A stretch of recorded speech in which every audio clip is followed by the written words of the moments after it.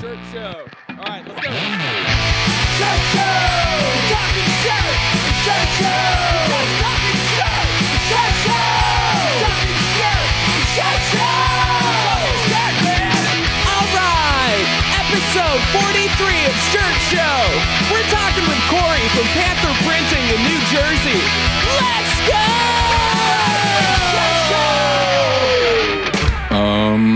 Let's talk about our good buddies at Monarch.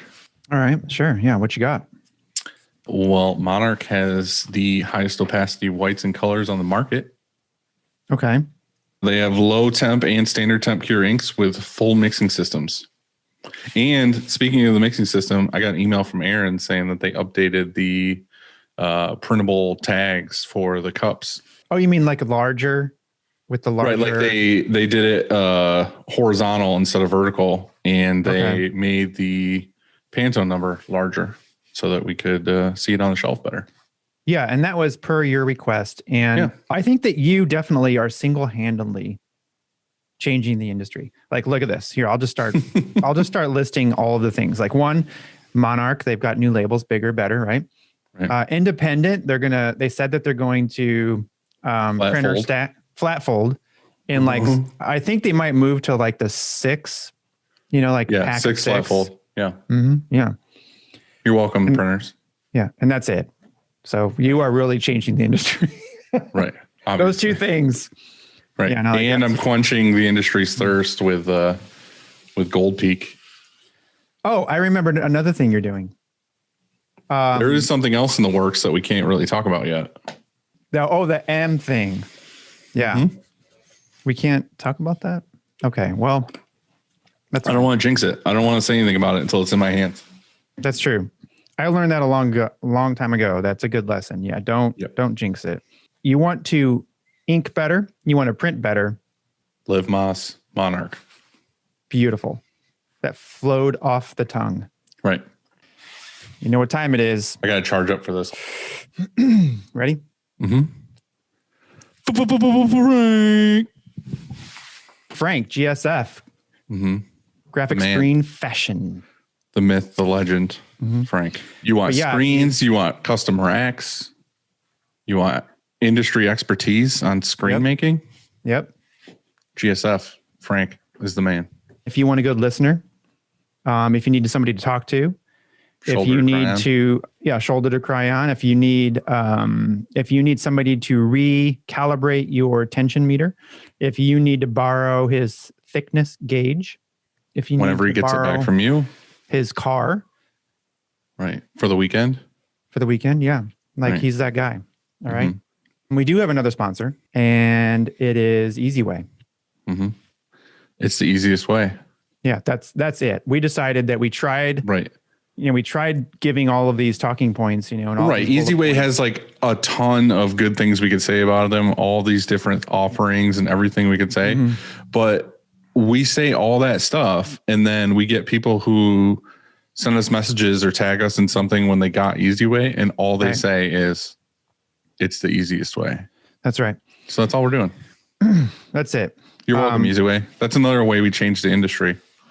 Yeah. One thing I do have to add though is just 701. Get some. All right. Just get yourself some of that stuff. Okay. Yo. What's up? Yo. Andy, why is it that we never record in front of our press when everyone else records in front of their press? Well, it's because we're doofuses, I think. Doofus eye. Yeah, I don't have a choice. I don't have an office, so we just. Oh, you're in the main room? I'm right in there. Yeah. Nice. It's not a bad place to be. So what's going on? Not much at the Home Depot. For anything good? I bought a staple gun. Needed one of those. Dude, have you bought any lumber or anything recently? Yeah. Not from Home Depot though. Oh, we're always doing stuff on the shop and like rebuilding things or whatever. And I bought lumber the other day for like part of the deck out front, and it was like 3 times the cost of what it normally is. I think we went there. Me and my buddy built a table recently, and we thought plywood was like $12. Nope. And it was like 60. Exactly. Yeah. So that's it for your Sunday. You went to Home Depot and now you're hanging out with us.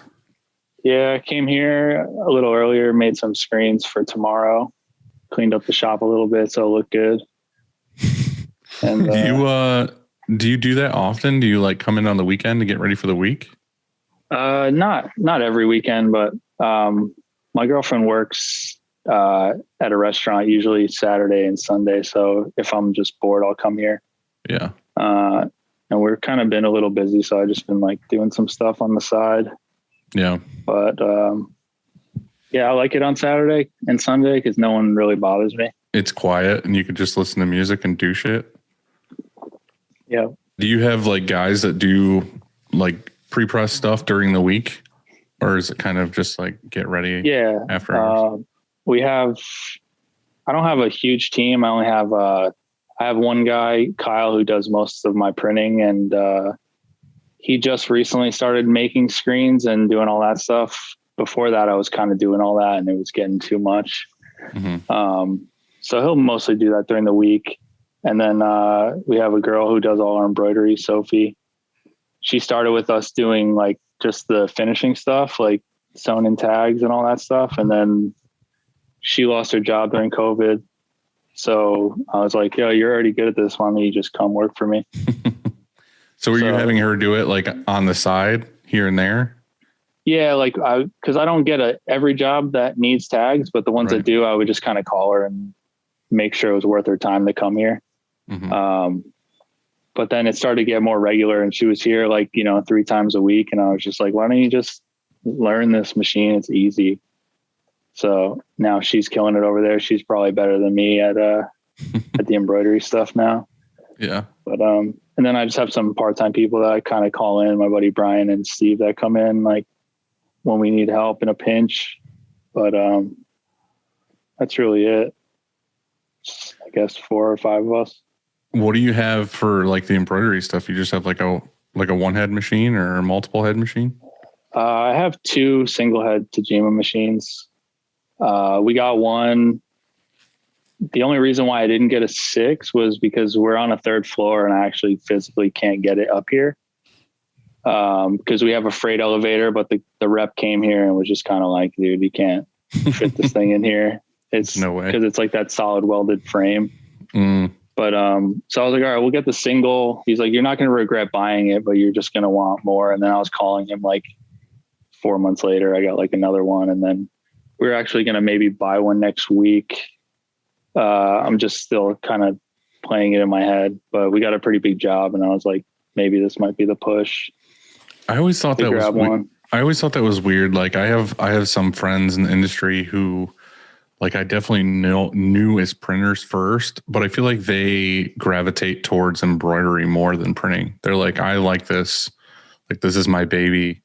And I just see them now like constantly growing their embroidery side of the business rather than the printing. I mean, they're still kicking ass in printing, but they just really dive into the embroidery stuff. Do you feel like you like embroidery more than printing, or is it like a little of both? I like both, but I think, I don't know, just like growing up, I was like obsessed with hats. I still am. So like making my own t-shirt was sick, but then I was like, fuck, like, well, how can we make my own hat? Like whenever I want to. So to be able to make any hat is sick. Mm-hmm. So that was kind of like, I don't know, I always like been drawn to it. And then one day we just kind of, I started farming stuff out like a little too much and it was just getting annoying. So, and a couple customers left because they wanted to do both. So I was just like, fuck it, I'm just going to get a machine and see how it goes. And then it just started getting crazy. Mm-hmm. Have you guys ever printed hats or tried to print hats? Yeah, this one's actually one of the first ones we made. But that was with a heat press, like plastisol transfer, but just printing on them is really hard. I printed on like direct. A trucker. Yeah. Like a trucker hat, you can kind of just smash it and get it to work, but I don't really have like a good palette for that, I guess. We've always done like screen printed transfers or vinyl, or nowadays you can just buy Supercolor transfers or something. And I feel like they're better than if I was to print on it. So Yeah, I think like the screen printed transfer thing is kind of like underused for us. Like we started finding more and more ways to use that when it's like too difficult to print on something weird. Yeah. But and it holds up pretty good. Yeah. So. I need to do that too. Do you not do that? Well, I mean, we print transfers, but that's just for our retagging. For tags. But I've never ordered transfers to put on anything else, but everybody tells me to. Yeah. I need to do We've that. been. Oh, God. I was going to say, we've been like researching it over the past like 2 years, like different methods and trying different inks to get like better washability and life out of like transfers and stuff. And I feel like everybody was like, Supercolor, use Supercolor. And we recently got a bunch of Supercolor stuff and samples and have tried it out, and it's pretty awesome. But the good thing is I was looking at it more for like small stuff, or like if somebody came to me and was like, I want like a 12 color print, but only want like 12 to 24 shirts or something. It's like, all right, well, maybe I can order transfers for that, like full color, Supercolor transfers, or the hats. Or we had a customer a little while ago that wanted like an 8 color sleeve print, and it was like a sleeve on a t-shirt. So it was like a thing this big. And I was like, why don't we just order transfers for that? Like good quality transfers.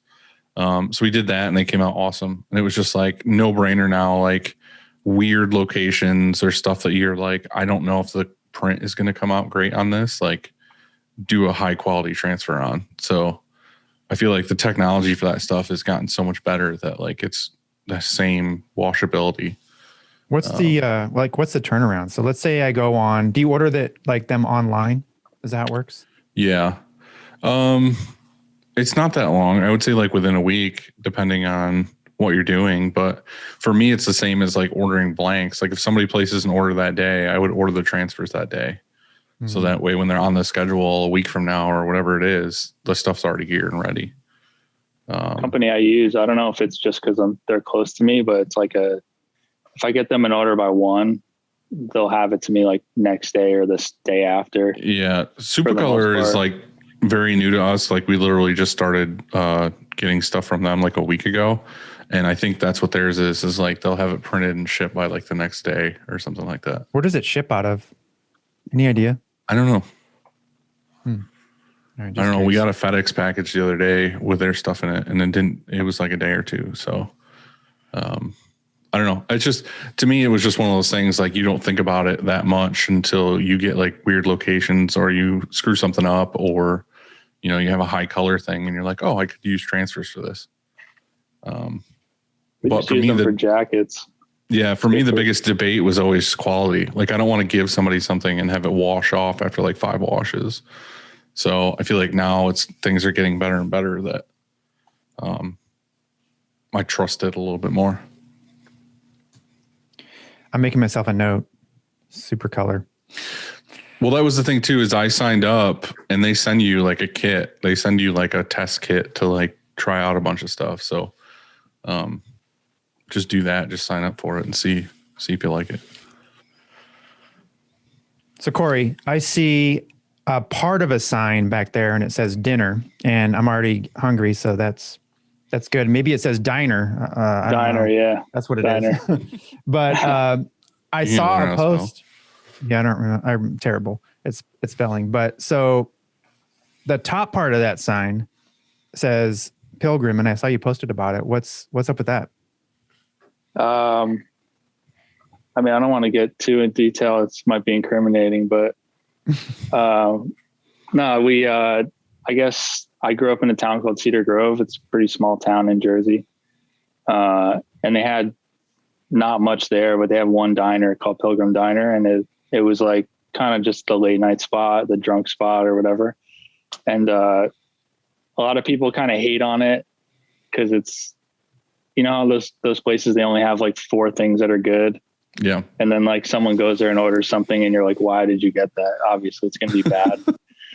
But I love that spot. And then I think it was right before the pandemic, they went out of business. And then we had this weird, like crazy windstorm happen. And my buddy Steve was driving home. He drives through the town still to get home, and he's like, "Yo, the Pilgrim sign was on the ground." And I like old signs and stuff like that. So I started screaming out to him on the phone. I was like, "Dude, go get it! Like, grab it." He's like, "No, it's too big. I can't fit it." And I'm like, "Oh, come on, dude, just grab it," because he's got like a pretty big truck. So I was like, he's just being scared. But he's like, "No, it's huge. Trust me." And I'm like, "All right." So the next day, I grabbed Kyle, the dude that works here, and I was just like, "Yo, we got to go see if we can get this sign."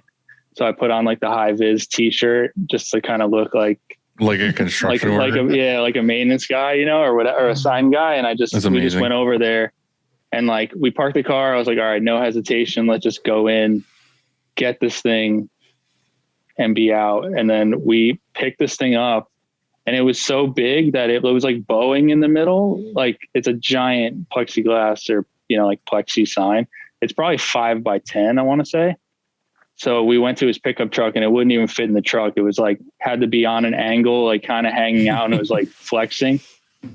So, but yeah, long story short, we got it back here, and now it's kind of secured. Yeah. Piece of history. It's history for you. Yeah.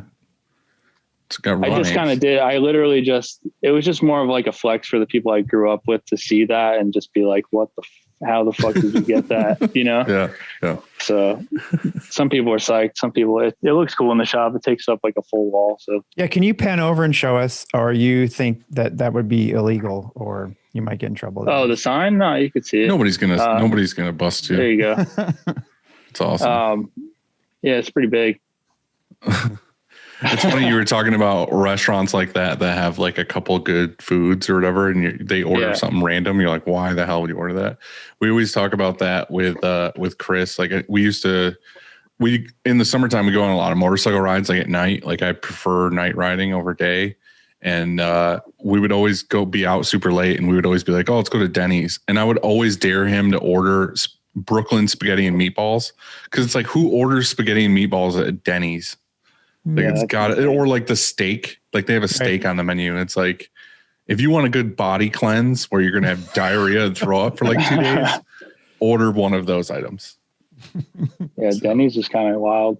I haven't been to Denny's in a long time, but we always bring up the Brooklyn spaghetti and meatballs. And I don't know why it's called Brooklyn either, but that's what it is. Let's hear your story. Go back to, how did you get into this whole mess?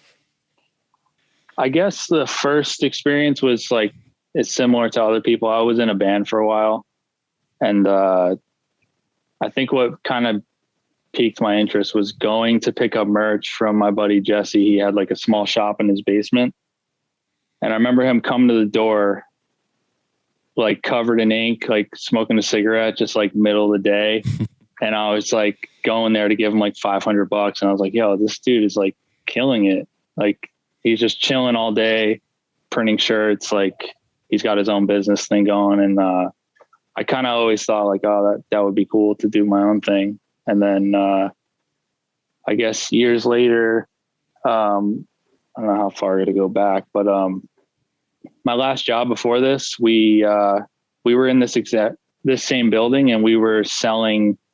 We had a big e-commerce business, and we were selling sneakers and apparel on like eBay, Amazon, Walmart, all the big online platforms.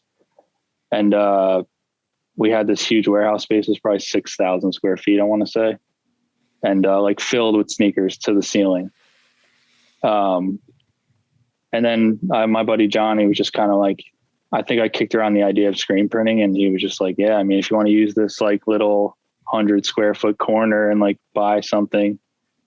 So I bought like it was a 4-color 2-station and just a flash dryer and some other stuff, and just started like going at it. Me and my partner at the time, we started it. I was just doing it part-time for probably the first 2 years and building it. And then once it got to a certain point, he sold his business and laid me off, and I was like, "All right, it's on. I'm just gonna start printing." Now, when you were into the screen printing thing, where is it like you wanted to do it, or you were just kind of like, "Oh, this seems like a good business to get into"? Like, were you into printing before that? Yeah.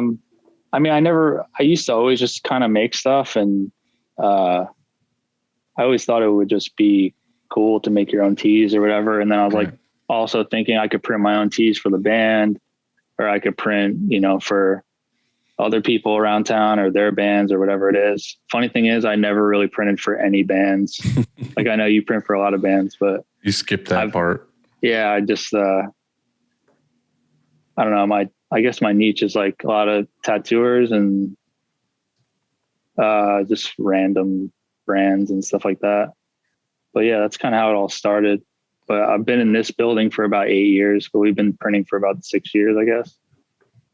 So is that still the same, near the same building of the other thing? We're in the same building, but we used to be on the 5th floor. This building is pretty cool. It's like, we're in Paterson, New Jersey. I don't know how familiar you guys are with Jersey, but it's like a really old industrial city. And this building is like from 1890 or something. And they call it Silk City because all these buildings used to be like silk factories. And the floor that we're on used to be like a coat factory, which is cool. So like right now I could look at the ground and like there's sewing needles in all the floorboards. Dang. Like from like the old factory, just like broken sewing needles. So it's kind of like when we started doing embroidery, we would like if the needle broke, we'd like throw it on the ground and just kind of like push it into the floor. Just like add to that. So you don't want to run around in there with no shoes on? No, definitely not. Also, our floor for some reason you can't clean it. It's just like always produces dust, I guess, from how old the floors are or something. But yeah. So you could sweep it and mop it a million times and it's still always kind of dirty. You wouldn't want to be walking around with white socks. What's it like being on the 3rd floor? So you said you started on the 5th, and it sounds like better to be on the 3rd. And so like when UPS comes, I guess they use that freight elevator and stuff like that. I mean, how hard is it? Do they use it, or do you have to take it down to them? So I'll get a call I'm pretty like close to my UPS guy now, and I'll just get a call from him in the morning. He's like, yo, I'm outside. And I just run down with a cart or like we use moving dollies because they're just like smooth. And I'll just go grab boxes from him and come upstairs. Or at the end of the day, I'll just give him a call, and he usually like is in the same kind of route all day. So he'll come back and pick up like my outgoing stuff. But, and then we get a mail pickup too, like a USPS that comes at like 3 o'clock every day. Like, how did you manage to get your driver's mobile number? That's a nice move. You have ours. Really? Mm-hmm. I think I have a little bit different, like, relationship with USPS and like UPS just from the years of selling sneakers. But, our USPS connection is crazy. Like I literally go, let's say I missed the pickup or something. Well, first of all, they'll drop off hampers for me. You know, the big ass rolling hampers. Mm-hmm. They'll drop them off. I could fill them up and then wheel them right back into the truck the next day. Or if I miss the pickup. Are you doing a lot of fulfillment stuff? Is that why you need those? Yeah. We do a lot of fulfillment.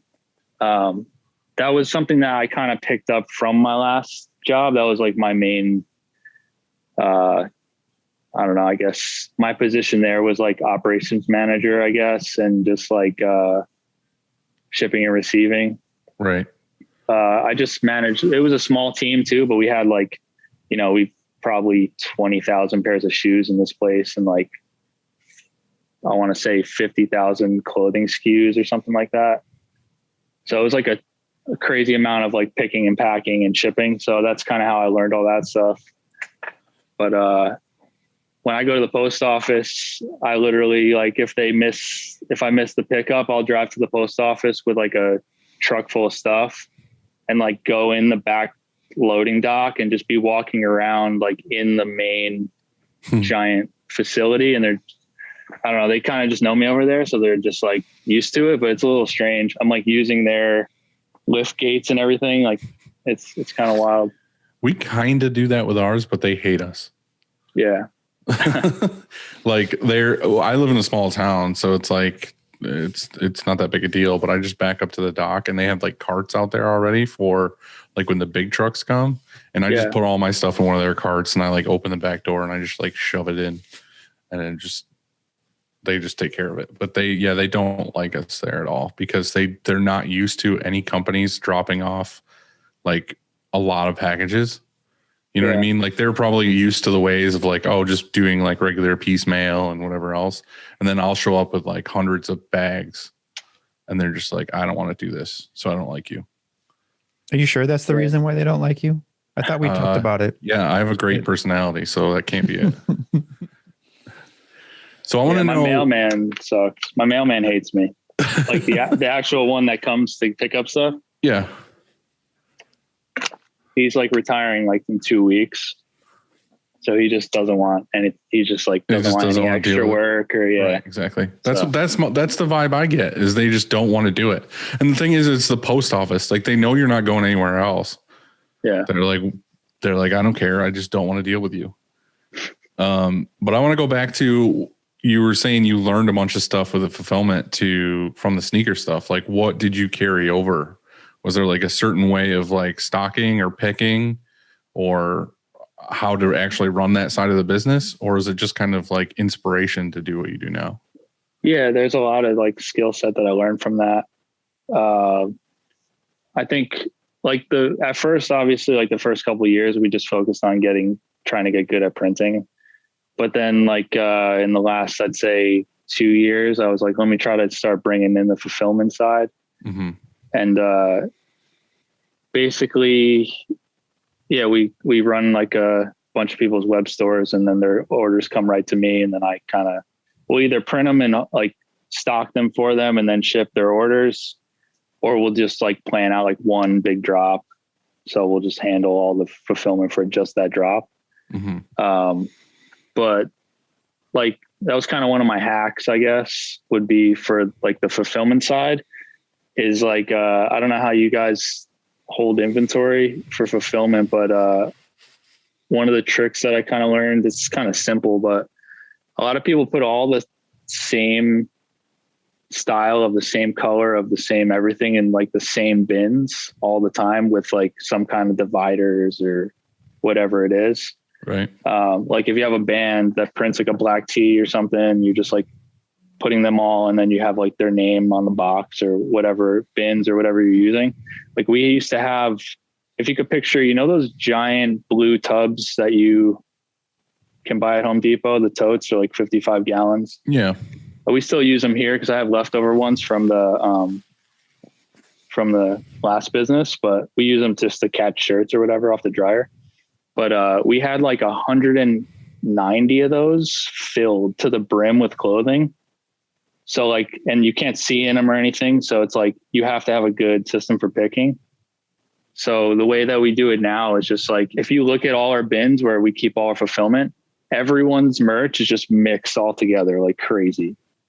So like you have like, as you're putting it away, you're giving it SKUs so you know where it is. So it's like, all right, this size smalls of this t-shirt are going in bin 6, but then the mediums are going in bin 10 and the large is going in bin 12. And you just literally can just put them wherever there's space. So then when the person goes to pick, there's really no room for error because there's only one t-shirt in there and it's the size they need. If that makes sense. Yeah, so it's like they're not in a sea of the same stuff and it's harder to find. Because sometimes you'll dig through a million of the same shirt and like they'll grab a medium instead of a large by accident and ship it. But if you only have smalls of that style in that bin, there's no real way for you to make a mistake. Right. And then also we'll try not to mix colors. I mean, it's hard because there's not a million colors of shirts, but like if there's already a bunch of black tees in there, I'll just throw like a white tee. Right. You would want to do like black, red, blue, white. So it's easy to be like, oh, those are obviously the black smalls for that person. And it's faster because you know it's a red size large. You look in the bin, it's like the first red shirt is the shirt. Right. You know, so you could pick it like quicker. That makes sense. Where are you where are you recording? Like if you have a medium of that for that customer in bin 6, like where do you then record that at? The SKU is then put into their websites, like inventory, whatever website they're using. Mm-hmm. So yeah, like if you're using Shopify or whatever, you just throw in a SKU for whatever the T is, you can kind of make up a SKU dash size dash like bin number. Okay. And then as soon as you print out the packing slip, you could just look, oh, it's in bin 6, size small, boom, you know? That's smart. So, but that's kind of how, I don't know. It's a pretty big one I picked up. Are you using Shopify for the stores? I use all different ones. I use ShipStation for the fulfillment, like for the shipping, but you can link up like every different type of store. I'm sure you guys use ShipStation or you don't. Yeah, I do. So I have like some people use Shopify, some people use Big Cartel, like Squarespace, all that stuff. But you can they're hosting the stores, and then you're getting sent the info on ShipStation. Yeah. Have you Oh, go ahead.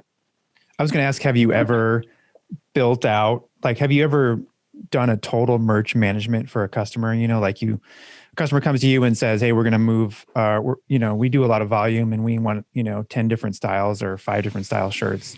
Do you build them a store? Have you ever done that where you actually built a store and manage it? Yeah, I have. We just did that recently because of like one of my best customers. I do all their fulfillment on their personal store, but then they use like Squarespace, but they needed to build a Shopify because they were doing this specific drop on this other like platform. It was kind of like they were featured, and the featuring website only worked. It was only compatible with Shopify.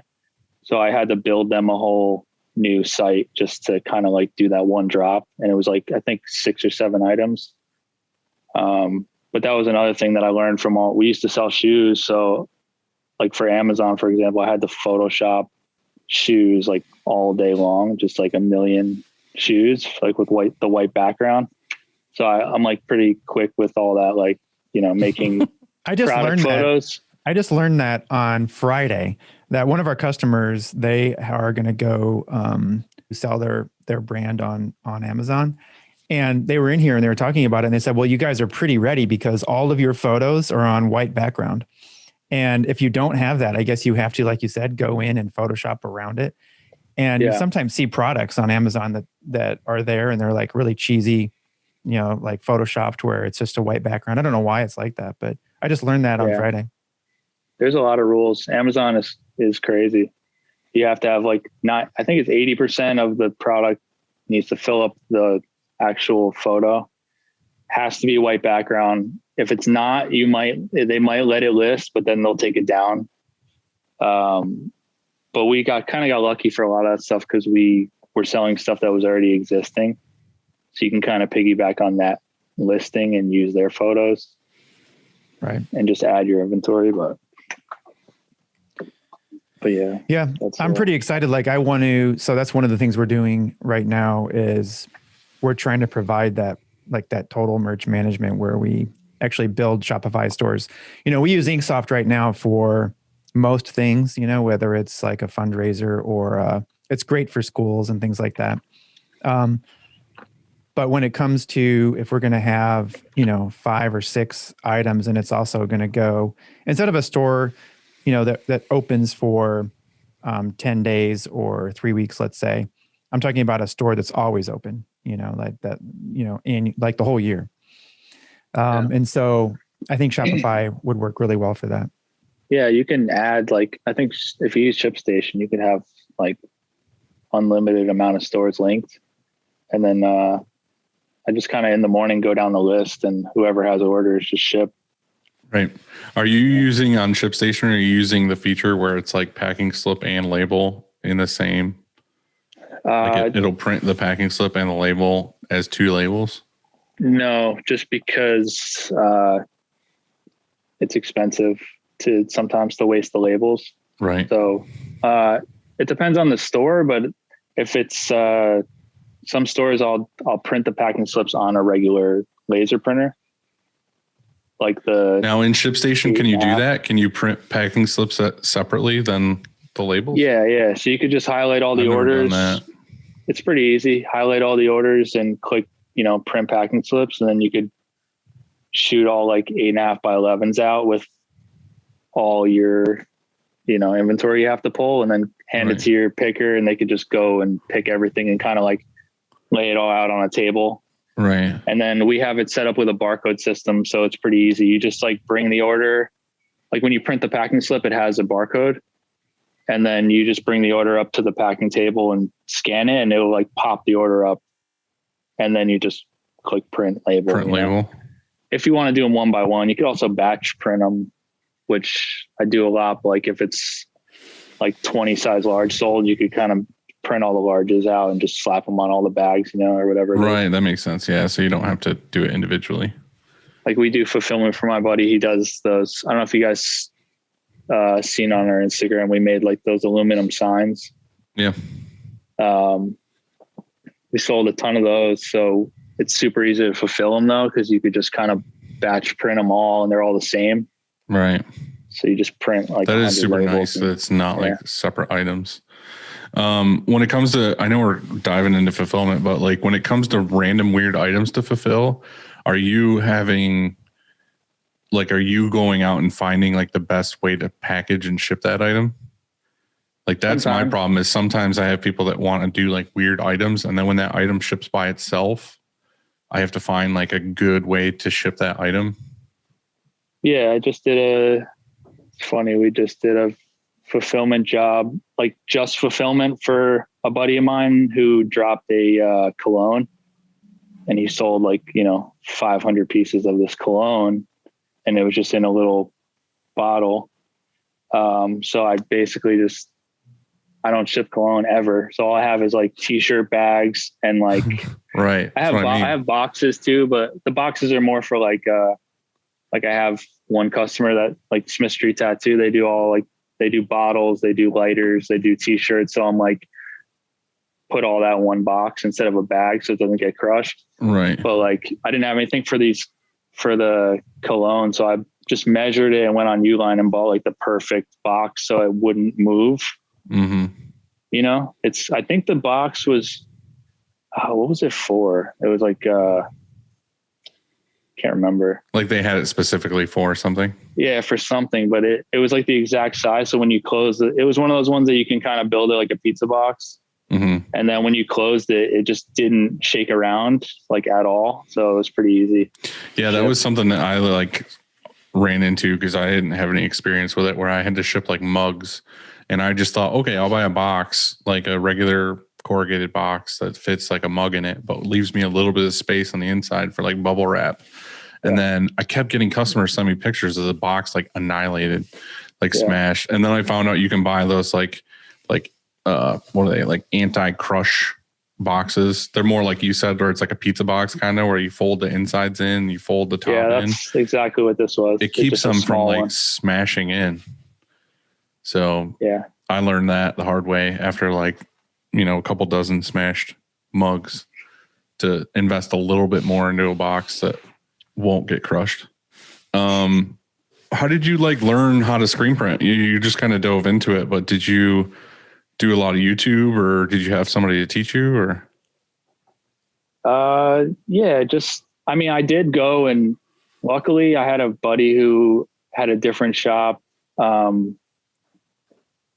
don't know. I learned that like a lesson my dad taught me, where like, if you want to do something, he always says to like, go and like, let's say you want to buy a new car. Like if you keep saying you want to buy the car, you're probably not going to. So you need to go and like touch it and like sit in the car and it like kind of manifests, Right. So I was like, let me like go check out this dude's studio and like see if this is even something that I can do, Yeah. So I went there and I remember him showing me all his stuff, and I was just like, oh fuck, like I need a sink, I need exposure unit, I need like a drying, like everything. And then and he was all saying like, luckily he did tell me like, don't buy a single station press. Yeah. You would screw yourself. Yeah. Cause I was like, I had a little bit of foresight to get like the next biggest thing. No, I didn't go huge, but I was like, let me get like 2 stations. So at least I can like work with, or use the flash and like move it to the flash. Yeah. So we did like so many jobs on that, like 1,000-piece jobs. And I was like, what the hell are we even doing with this? It's insane. We did like 1,000 shirts, black shirts with like a white print on it. And I was like, we can't do this anymore. It's a psycho. So then we bought the 6x6, and then I'm looking to get a new press too. This one's kind of wonky. I don't really love using it anymore. I was going to ask you guys that too. Like what kind of, if you had to recommend a manual. Well, we had a bunch of different manuals when we were starting out. When we were just a manual shop, I felt like I was constantly like, oh, I could upgrade to this one because this one's a little bit better and this one's a little bit better. But it was back in when you're like taking whatever profits you had to buy new equipment, but you weren't fully there yet to buy like the cream of the crop one. For me, the top of the list was the Sidewinder, like the 6.6 Sidewinder. And I eventually got it. And then as soon as I got it, we got an auto like a month later, and it like never gets used. But that was, to me, was like the best one I could have got or wanted at the time. So we had like a bunch of Rileys. We had, I think like an American, I think it was. It didn't have any writing on it, so I think that's what it was. And like a bunch of just random presses. But once we got that M&R one, that one was really nice. My first manual was a National. I think it was a 4.4, and then I wanted like a ton of colors, and so I went and got a Chameleon, and it was like an 8.4, I think, or maybe 6 at the most. But I would say what you have behind you, like that's a great press, right? I mean, it looks like there's 6. Is it a 6.6 or 6.4? Yeah, this is the Riley 6.6, but it's like the joystick registration, which is okay. I actually never touch it ever. Yeah, we had that same one. We had a 4.4 Riley with joystick, and we never used the joystick. What are you using then? What are you printing with? No, I use it, but I don't use the joystick. Oh, I see. I just kind of register everything like with just loosen the clamps. Yeah. Which is not great. It's not great, but I think we kind of just been doing it that way for so long that it's like, because I think the 4-on-2 I had, it had micro registration. I didn't really use that either. And I remember I think one of the sales reps was like, if you're not really using that, you might like the joystick. It's a little bit like dumbed down and like easier. So I was like, all right, I'll try it. But what do you guys think of Vastex presses? You ever use one? I don't know. I have not. I haven't used one, but I've seen people with them, and I just feel like I don't want to knock Vastex because they have a lot of great stuff, but like the press to me just seems like it just seems big and clunky and not like compatible with other things. You know what I mean? I feel like even with a Riley, you can get like M&R brackets till you have like better pallets and all this other stuff. And I feel like the Vastex is just like the arm comes out and there's like 4 big bolts that like hold the pallet. It just I don't know. Like I don't want to knock it. Like I said, I just know a shop locally that we used to go help out and talk to, and they had a Vastex press, and it was a good press. Like they liked it, but like to me, it was like it just seemed weird and what I didn't want. But like I said, I don't want to say anything bad about it because it might rule. Like a lot of people have them and they're like, I love it, but for me, I was like, I don't want to do this. Yeah, one thing I like I also have a Sidewinder, and what I like and what I would recommend is if whatever, and I don't know if an auto is in your future, but if it is, then I would go with that same brand, because what's great about our Sidewinder, I mean, it has the same exact pallet like that would go on our auto. And so we get used to that pallet, and if we want a sleeve pallet, well, we already have sleeve pallets. If we want youth pallets, we have youth pallets, and so it all just works. And as far as micros and registration stuff, I mean, it's awesome. I mean, they're really good. They make them right there in Chicago and machine them right there. I saw it with my own eyes. But I definitely would like to get an auto. I'm really, the only thing holding me back is my space, I think. If you can't get an embroidery machine in there, you're probably not going to be able to get a press. Yeah. I mean, I think I can get it up here. Maybe. I don't know how big like the middle section is. I'm sure the arms are all coming off. It depends. Like I think a Diamondback you can fit through a regular like commercial door. I think a double door. I have a roll talking door. about like okay, well then you're good. We actually have a pretty large space. I don't know compared to you guys, but it's like 2,000 square feet. So like there's a lot of space in here that's kind of just waiting for something to get put there. Like we have a living room. Must be nice. Yeah. It's just like, it's cheap. It's just inexpensive here. So I lucked out with that, but, yeah, like I moved out of an apartment and I moved in with my girlfriend. She already had like a furnished place. So I just took all my furniture and just like put it over here. So we have like a living room, which is kind of funny. Yeah. But nice if Katoon Fabrique got an auto in their shop and they had to like bring it in by boat or something, right? Or whatever. Take a wall out and bring it in by boat. I think like, and you have those windows. When you were talking about that embroidery machine, I was like, well, why can't you just crane it up? I was going to say that. Also the building manager would be like, dude, what the fuck are you doing here? You know what I mean? So I'm like, kind of like not flying under the radar, but I can't like make too many waves and be doing anything like crazy machinery in here. So it's like, I don't know. I'm trying to like max it out for the next, I don't know how long. And then the next space we get into, hopefully we'll get like a ground floor and we could just bring something in there. But that was kind of like, that was my plan. Like the day we moved to a new spot, I'll get an auto of some kind and then like a 6-head. That would be awesome. Yeah. So I would get it now, but how far away do you think you are from having that? Or is it just not necessary? I don't know. To be honest, the printing jobs we get are not like massive. You know, we get big ones, but they're not like consistent enough where I'm like, yo, we're dying, you know? Mm-hmm. But the embroidery, I don't know, it's starting to get kind of busy. I just actually got a huge job for next week that I'm a little bit worried about. So I was like calling my rep at Tajima or at Hirsch, and I was like, dude, I might need more machines. I feel like there's two schools of thought with like the auto thing. And like we've talked to some people like in-house, like they're a perfect example. Like it's just the two of them. And they're like, oh, we want like an auto reclaim and an auto and like all this other stuff. And it's like, it's one, you have more than enough, like you have more work than you can handle and you need the equipment to like keep up. The other part is just like quality of life. Like, and I have a buddy in downtown who bought one of my autos before I got the new Gauntlet too. And it was just like, it's just him. But he was like, if I had my manual, he had a day job and he would come into work at night and print shirts. He was like, I would have to print shirts like till 1-2 in the morning every night to keep up. With the auto, he's like, I can literally do all the jobs I would do all week in one day, like one night, because of the speed and efficiency. And then he just had more of like a higher quality of life because he could do that.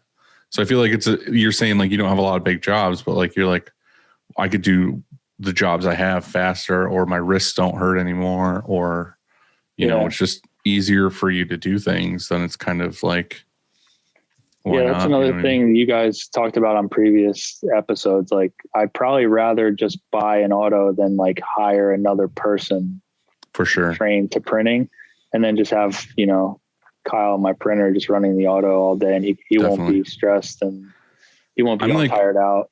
I'm like more in that camp now just because of my mindset where I'm at right now. Like every time we've ever tried to hire here, I post something on Facebook or whatever on my personal and on like the Upstate one.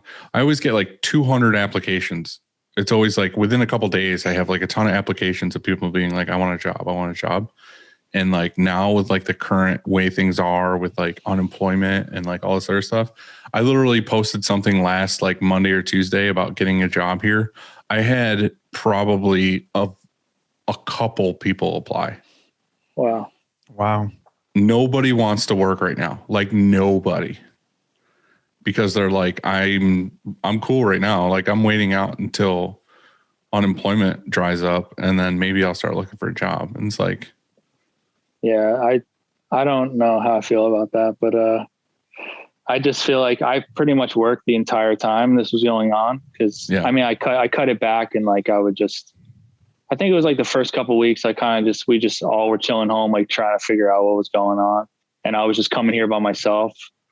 And then after a while, I just hit everyone up. I'm like, yo, like, because I have a small team, so it's not really a big issue.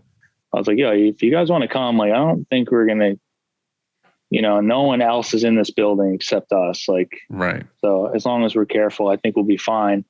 And like all my friends that work like corporate jobs are like, dude, I'm laid off. This is amazing. I'm making unemployment plus 600. And I'm just like thinking to myself, like, yo, that's not going to last forever, dude. Like, yeah, dude, and then once that shit's away, you're done. Like, I'm exactly in your mindset right now. Like, that's how I feel too. And it's like when we were doing it, same thing. Like, we're in a small town. Everybody who's here is just here. They go home. They're not going out partying, doing all this other stuff. So we were okay. Like, we were being careful. But it was kind of a struggle with some people, they were like, oh, can I work 3 days a week instead of 5 days a week so I can qualify and like all this other stuff. And it's like, dude, like, I don't want to deal with all that. I want you to just come to work. Like, I don't know. It's just a personality thing, I think. But like, I get it right now. Like, if you're like, oh, I just have a job and I'm just getting a paycheck, they're just like, well, why do that when I could sit home and do nothing? But yeah, I'm trying to hire people and it's just not working out. We have no less than 10 universities in St. Louis. And right about now, like beginning of March, we would always have people come and apply, like, or send resumes and just walk in or whatever. Right. And so far this month in March, zero. Yeah. 0 people applying here. I mean, literally people would walk in the front, a few a week this time of year and just drop off resumes and say, hey, can I fill out like an application or whatever? Are you hiring? Nothing. Like we haven't had a single person ask.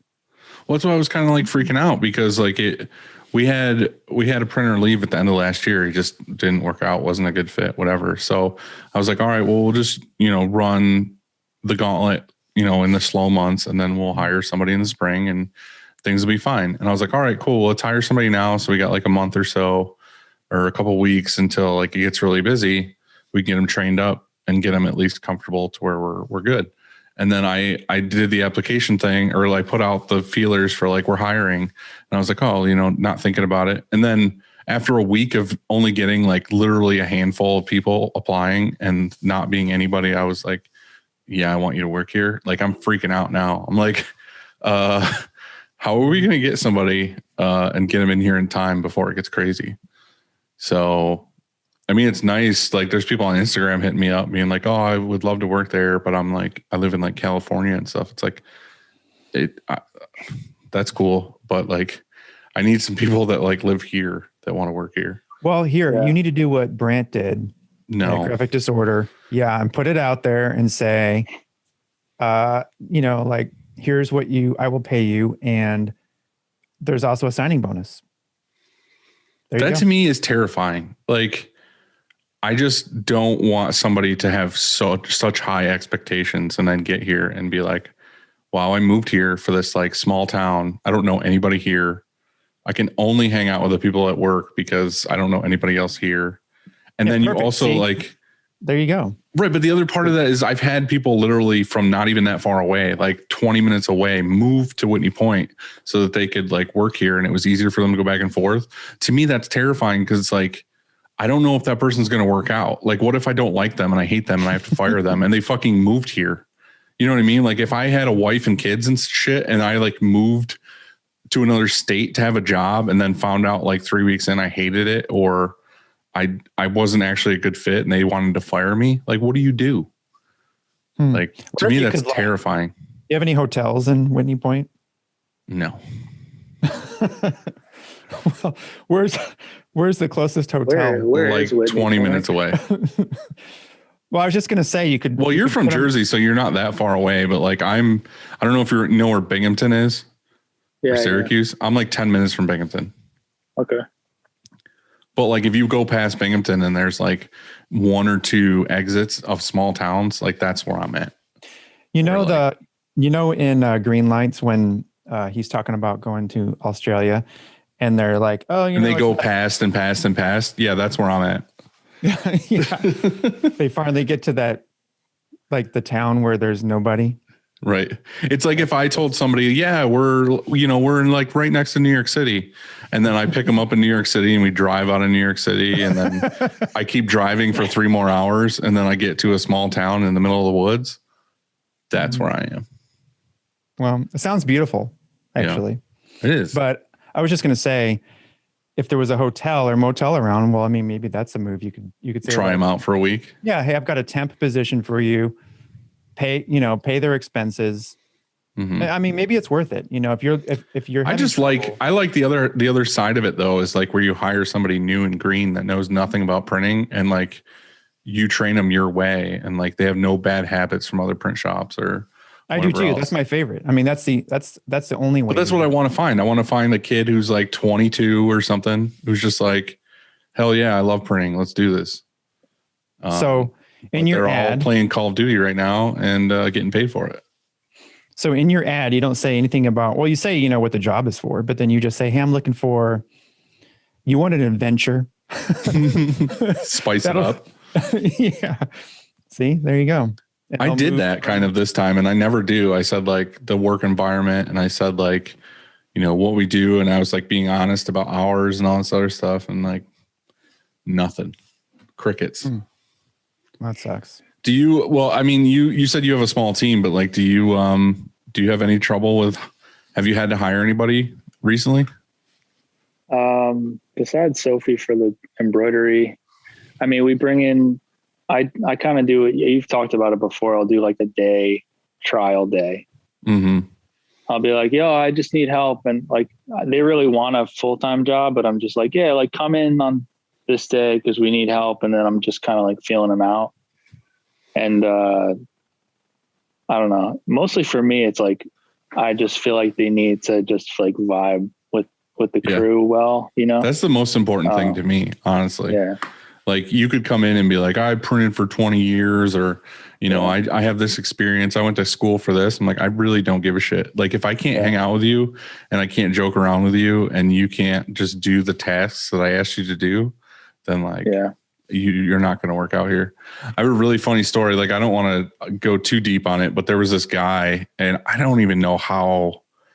I feel like this is why I'm terrified to go out of my like regular posting. Like normally, like I said, I post on Facebook or with my personal and then I post on the Upstate one and I kind of get like feels from that, or somebody who works here knows somebody that kind of gives them a reference or whatever.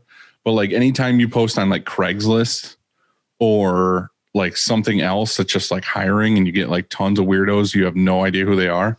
I feel like we tried that once and we had a guy come in and you could tell he was like a meth head or something. Like he had some drug addiction and he came in and we did like a day trial with him and he had to go to the bathroom like every 20 minutes. And I mean, he was in there for like 20 minutes and Kyle, my old business partner, was here and his trial for him printing was like, okay, I'll put you on the manual, see what you can do. We'll do a one color. And like, when you're done with this stack of shirts, like you can go home and we'll let you know, by tomorrow if it's going to work out or whatever. Well, it was funny. We were in the shop and like every time he got up to go to the bathroom, Kyle would run over to his press and hurry up and print like a bunch of shirts while he was in the bathroom.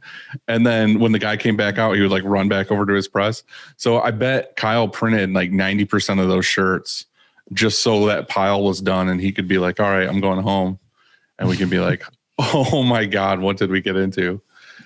But yeah, we kind of upped it to like, let's vet them a little bit more than that now and maybe work a week. And then we'll let you know on the weekend if it's going to work out or not. Yeah. Yeah. I've had trial days where one of them was for our embroidery department and she fell asleep at the desk because she was doing some sort of design or whatever. And I looked over and she was just like nodding a couple of times. I'm like, I wasn't sure if she was tired or whatever. And then we went back over there in like 20 minutes and she was actually asleep. And then I was just like, oh, like, well, I think we're good for the rest of the day. Then I've had people come that for in the morning and they were supposed to stay the whole day. That was like the deal. And then they're like, okay, it's lunchtime. And then they don't come back ever. They never come back. My favorite, and I told it already, was the guy who came and said that he would rather he would rather not live anymore than to clean screens. That's psycho. He's like, dude, you were here 20 minutes. All of the people I've ever had clean screens have always been awesome. I don't know. I've never had, like, they didn't really complain about it. They liked it. I had one guy that he was training to be a soccer player, and he would put on ankle weights and stuff as he did it because it would, I guess, strengthen him. And he had his cousin here. I hired his cousin, and his cousin was like, his main job was like, that we called him coach, because his main job was to like help the guy who was, training for soccer. Like, he kept him hydrated and all that kind of stuff. Well, give him orange slices. Yeah. Like watching his nutrition, but he was like pulling tape and the other guy would watch screens, but he's mainly like, I think, just coaching him, like making sure he was getting an actual workout while he was here or something. That's hilarious. Yeah. They were awesome. Yeah. So anyway, I'm dealing with that right now, and I'm really hoping somebody comes out of the woodwork and works out, but we'll see how it goes. I know you're in New Jersey, but you said you're in like a industrial town. Do you have like a good pool of people if you needed to hire people, or is it kind of slim pickings? I don't really know. I get a lot of people that kind of reach out here and there, and then I guess I hesitate to bring on more unless we're really busy. Yeah. But yeah, I do have a bunch of people that are kind of been hitting me up. I like when people just ask me out of the blue, like kids that are interested in screen printing, because then at least I know they want to try it, or they're interested in it or whatever. Yeah. I had some kid message me the other day, and he was sending me pictures of like screens that he made and stuff, like in his house. And I was like, all right, cool. Like he is interested, but he doesn't really know about screen printing. So I could still teach him the way that we do it. Mm-hmm. Cause I have had people apply, like you said, that are like, oh, I have like a bunch of experience working like in auto. And I was like, I don't know how it's going to help, but I guess you could be good at loading shirts and stuff here, but that's about it. Yeah. If we do mostly just all manual. So it's like, I think that was a pass for us, but. Andy, have you ever just like taught random people that like come in, or like, I don't know, somebody like you kind of just walk them through the process? Ever taught them? You mean like I had a girl that was in like a local band or whatever that hit me up that kind of knew who I was and was like, I want to do screen printing in my basement for my band or all this other stuff. And she was like, can you help me like make a screen? And I was like, just come in. So we ended up like giving her a couple screens we helped her burn them. And then she was asking me questions about printing. And I was like, just come in. And then like, I literally over like 2 weeks, like a couple days, she came in and she was like I literally taught her how to like code a screen, burn a screen, print everything. And then now she like prints her own band shirts in her basement. It's pretty awesome. It's just like, I pushed them onto this path, but it's kind of cool. That's like also one of my pet peeves though. When somebody, like I have customers that have asked me like, oh yeah, like you think you just like burn me a screen? I just want to like mess around. And I'm just like, that's like, you think of my job is just that's like 100% bullshit. It's just kind of like they reduce your whole, like my like 6 years of training on this thing to just like, it's just like, can't be that hard, So Andy, we just had this discussion the other day.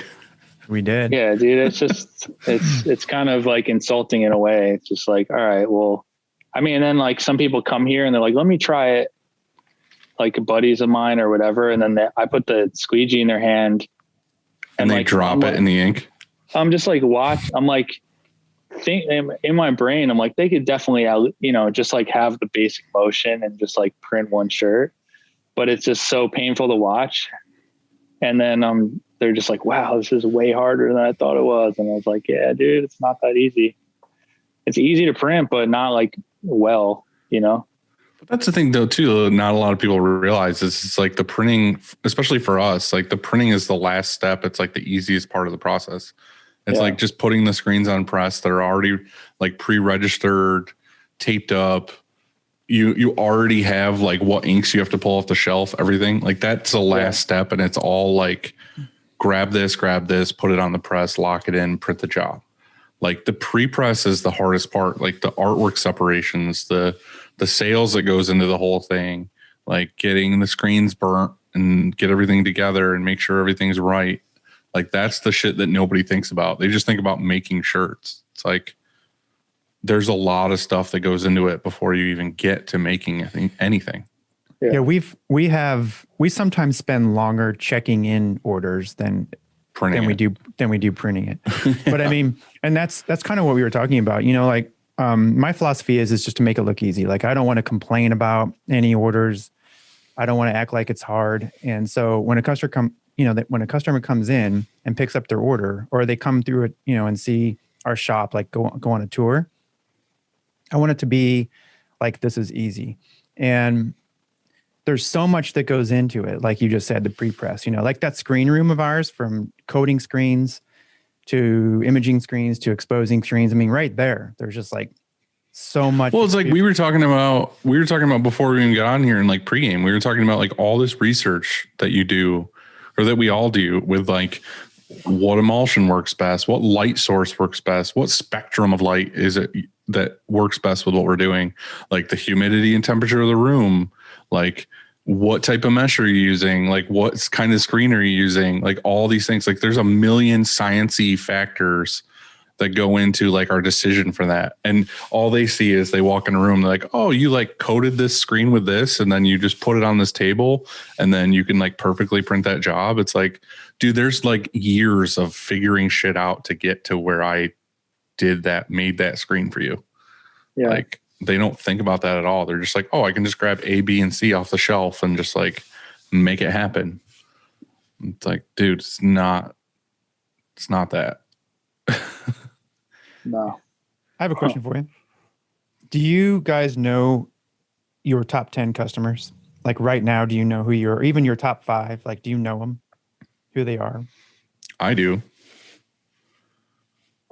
Yeah. I mean, you mean by just revenue? Like largest? Right. Largest. Like you have a good idea. Do you do anything special, or like, do you do anything to like to build that relationship on a maybe not weekly but monthly basis? I mean, are you constantly in contact with them, or you know, like what do you do extra for those top 10 customers, or do you do anything? One of my biggest customers, I'll go, it's a tattoo shop, but they have like a really big merch store and they have a huge following. But one of my friends works there, so I'll just pop in all the time and kind of like keep that communication open. And even if they're not really planning anything, I'll just kind of like peep my head in and be like, oh, so like, when's the next drop, you know, or whatever it is. And then like invite them to Christmas parties and stuff like that too, just to kind of like, we try to have a Christmas party every year, but last year we didn't. We had a little one here, or this year, I guess, no, 2020, we didn't have one. But previous years we would invite them and like little shit like that. Or I'll just send them merch in boxes, like Panther merch. I'll just throw in like t-shirts or hats or whatever it is. So they get psyched up on that. It's just like that white glove treatment. You know what I mean? You kind of like baby them a little bit and give them extras and stuff like that. I mean, for us, that's realistically the top 5 to 10 customers. That's kind of what we do. Like when they place an order, I always make sure it's like on the quickest turnaround, and you know, I do everything we can to take care of them, or we'll deliver it if it's local, or I'll do something with freight to make sure it's a better experience for them. Or artwork fees don't really exist unless it's a big project. Just stuff like that. That's like, it makes them be like, why would I ever go anywhere else? Usually it's just stuff like that where you go the extra mile, I guess. I think that I thought anyway that I was doing what I needed to do, but I thought of, you know, I think that something happened recently that maybe opened my eyes to the fact that, well, maybe I'm not. And so, but we just did something fun on Friday. We did one of those customers, top 10 customer, we met and we had tacos with them, like, I don't know, a couple months ago. they were talking about what's coming up this year for them and everything. And one of the things they mentioned was like, hey, if anything comes up, like any cool decoration method, that comes your way, we're interested, like show it to us. And so, I just did that foil job a couple weeks back. Well, I thought, okay, well, look, I need to show them this foil thing. And I'm not on 12 colors, but, just one color foil.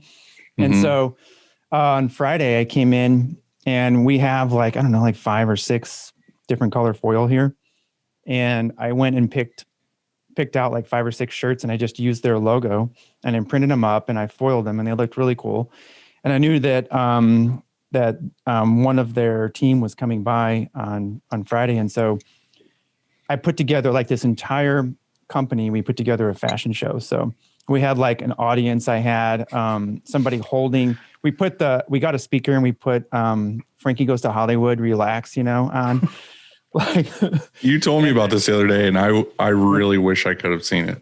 So I have it recorded. Like I've got video. And one of my friends, Juan, he made me, he actually was here. He just stopped by and I'm like, oh my God, this is perfect. And so he grabbed his camera and he recorded it too. But we made like a runway, and then they just kind of walked the runway with like 6 foil shirts. And I don't know, like, and I gave them to them and they took them. And so I don't know if they're going to, so let's say they don't order, like, you know what, we don't want foil. That's not our thing. But it's still the experience though. Yeah. Like, right. That you did that for them. You know what I mean? Definitely. So I don't know. I feel like the biggest thing with some of those customers, like you said too, is like they asked you, like, tell us what's new and cool. Like, don't hesitate. Just send us an idea when you get an idea. I feel like that's huge to a lot of people. Is like with some of our biggest customers, we tell them like what's new and what's new styles that came in that are like trending or really popular right now, because they're focused on their business. You know what I mean? They're not focused on like what's happening in apparel or whatever. And to tell them, be like, oh, what's really popular right now, or, these, vintage style crew necks or whatever, with this style print or whatever. And they're ahead of the curve now. You know what I mean? They're putting out products that we knew were taking off, but not everybody knew were taking off. So, we do that for one of like the big breweries where we work for. We just kind of like help them along a lot of the time with stuff like that. And you can definitely tell that they're stoked to be trendy, I guess, with that kind of stuff. So you helped them out, but you went the extra mile with the fashion show. Like I've never pulled that off. I don't know. We had such fun. In fact, like I was going to mention, that was another cool thing about it, is that everybody here had fun doing it. Like it was Friday, it was payday, and we took a break for a minute and put on this fashion show. And I don't know, everybody was like screaming and cheering, like on the side as we walked it. And so I don't know, it was really fun, and so I don't know. It was team building too, right? But I'm going to do way more of that kind of stuff. So good. Yeah. Corey, I saw on your Instagram that you guys seem to be doing a lot of 4-color process lately. Is that like by choice, or is that just coincidence that your customers wanted that?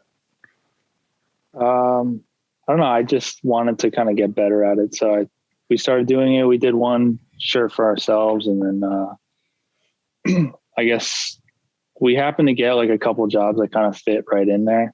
So we did a bunch back to back, which was cool. But I got a customer right now that I got to do one for on like a black tee. I'm trying to I'm not great at artwork separation, so I'm trying to break into that a little bit. We think we have it down on lighter colors and stuff, but it's kind of hard on black with that, just a lot of halftones and stuff like that. But just making it work with the 6 color. But yeah. Do you feel like you get a lot of jobs where you have to simplify things down to get it to work on your press? Or do you, like you're saying, you mainly get a lot of customers that want the 1 to 4 color prints? Yeah, it's mostly simple stuff, or I'll try to talk them into something a little bit less crazy sometimes. Yeah. But yeah, I think what do we do recently? I don't know. We just kind of been getting a lot of just like 3 and 4 color, like spot color jobs, which are pretty fun. They're more interesting than just like single color, all the time. We have the ability now to do like high color count stuff with the presses that we got. But I remember back when we had the 2 8 colors, we would get stuff all the time that would be like a 10 or 12 color print. And we would try to do what we could with the magic that we learned with SEPs to like do some kind of process print or something, or simplify it down, get approval from the customer. 9 times out of 10, it looked like it was supposed to look, and we were all stoked on it and everything else. But we had a job the other day that like I said, now that we got the gauntlet and we can do like 14 color prints or whatever, that we've just been doing a lot of spot color stuff or a lot of simulated process to get it to look, awesome. We had a job the other day that was like, I can't remember what it was. It was like 69 on the back of a white tee, but the 6 and the 9 were made out of just like pot leaves, like actual photos of like leaves and stuff. Yeah. And I was like, oh, we could definitely do that in like, maybe like 5 different greens or something with like black and whatever else and some kind of process. And Brian was like, I don't know, I think it would look really good as like a 4 color process print. And I just like didn't think about it. I was just like, oh, we have the ability now to like do this. Why would we do CMYK? But the truth of it is CMYK, if you do it right and you don't have a lot of like dot gain and a lot of like issues, like you can do some super rad prints with just the 4 colors. So I didn't know. That's why I was asking, is I didn't know if you were playing with it and trying to learn it or do some weird stuff with it, or definitely you just get a lot of people wanting to do like photos and stuff. Not really photos, but I haven't really done any like full color, just photographs, honestly. But no one really asked me for it. Yeah. That's the best way to learn though. Like that's like, if you were just take a picture of your own face or, something and just something with like weird colors in it and just test it. Like if you can make somebody like a human look like that human, like you're not like, oh, that dude's orange or like whatever. Like if you can make it look like the photo, then you're onto something. Like you're doing something right. I was going to say flesh tones are. That's what I said. Like, just try to do a person. Like, I don't even try it anymore. not people. Not with CMYK. Yeah, but if you can nail that and get that right, you can do anything. Like you could do any CMYK print if you can get that person to look right. On a white shirt? Yeah, try a white shirt first and then try a black shirt. Yeah. How would you do if you did a black shirt and there's a lot of halftones involved? If you do a white underbase, are you underbasing those halftones? Like if it's not just a square, if it's just all over the place, do you know what I'm saying? It depends. We've done it a couple different ways. Like we've done it with like a plastisol underbase. But the problem is when you put an underbase on, the dot doesn't want to like soak into the shirt nicely. It spreads out a little bit because it's on a solid underbase. Yeah. So yeah, you just got to play around with stuff like that. I feel like we have one set of settings that we use for like white tees and light color tees, and then we have one set of settings we use for like black tee with an underbase due to like dot gain stuff. Yeah. So what would it be? It would kind of be the opposite of saturation with an underbase. So yeah, like I said, it's really a lot of the process prints, like any kind of process print, I feel like is like a ton of like R&D and like dial in your settings to know with your inks, how does it work and on what screen meshes work best. It's just a lot of trial and error. And it's like, you have to do it though. Like, I don't like when people are like, oh, I don't do that kind of print just because I don't know how to do it. I'm not comfortable. It's like, just do the jobs and know with that job that you might have to make like 4 sets of screens to get it right. And then the next time you'll be like, oh, I learned that, red does this more than this, or I should play with turn the levels down on this for the next job. And then on the next job, you'll tweak it to those levels and you'll get to the next step of like, I understand this more. So yeah, don't give up. Or like if you have free time, like you said, you're there on Saturday and Sunday, just fucking make up some random jobs or make some Panther print shirts. We do that a lot. Like we try new things with our own designs. Yeah. That way it gives us something. Like if you make it work, then you have shirts. You're not just wasting blanks. Will you please do that? Your next Upstate merch shirt, could it just be like your face? My like face. A CMYK, your face. Right. And spend the weekend there getting it right, and then I'll buy one. It'll take a while because I'll have to print so many shirts because the demand will be so high. Yep. Well, all right. It's doable. All right. Next question. Yeah. You're on the third floor, and I think I got from you earlier that you don't have like customers don't come up to that floor and place orders at like a retail counter. I'm guessing. Is that what you said? Yeah, no, we don't. We're just operating as like a private studio. Okay. So, I mean, customers come here, but it's like appointment only, you can't just walk in. The building is like gated with, access code and everything to get to the elevator and all that stuff. All right. So how do you get new business, or your current customers even? Like, how do you, I guess most of it's through email and our phone calls or something. And then new business, how do you develop that? Yeah, it's just like mostly word of mouth. But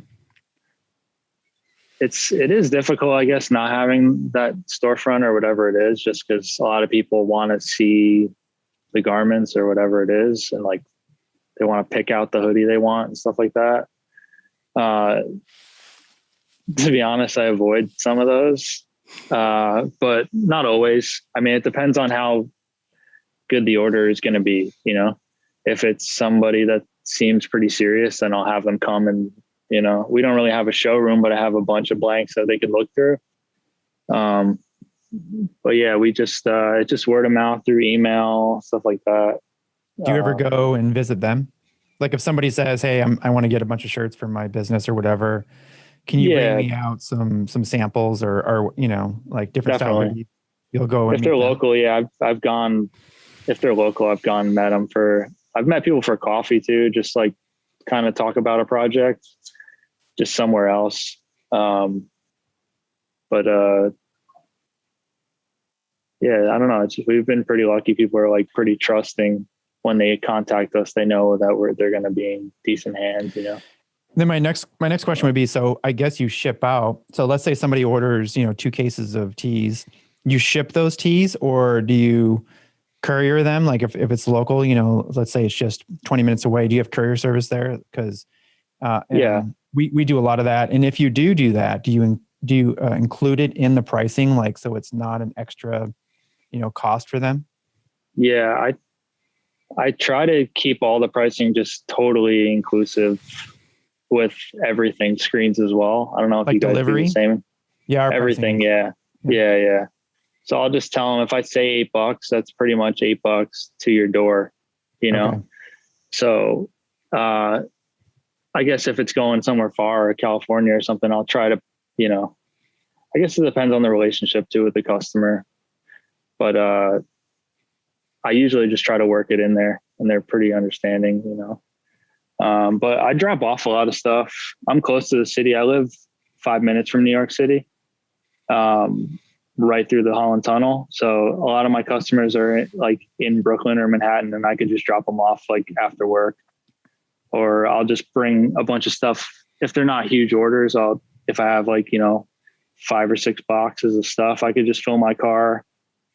Sometimes I'll go home on a Friday night and bring them home and sleep. And then Saturday, like wake up and just like do some deliveries or whatever it is. But, and then we do have couriers around here too.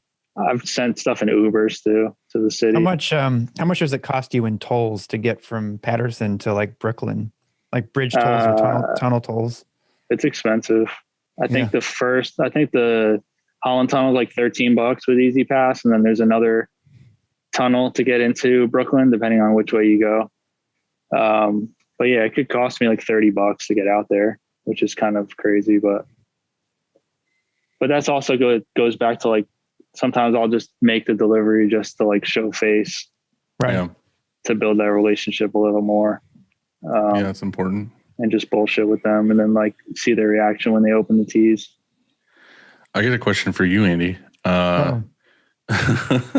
Well, I talked about this before where like I don't do a lot of local business, but I mean, we do have quite a bit of local business, but it's not like my focus in any way. But like a couple print shops in my local city kind of went under or like sold or changed hands or something where I don't have any kind of like moral obligation to them, because there was a couple that I'm just like buddies with and I wouldn't step on their toes. I like wouldn't go after a certain business because I knew that they did business with them or whatever. And now those people are gone.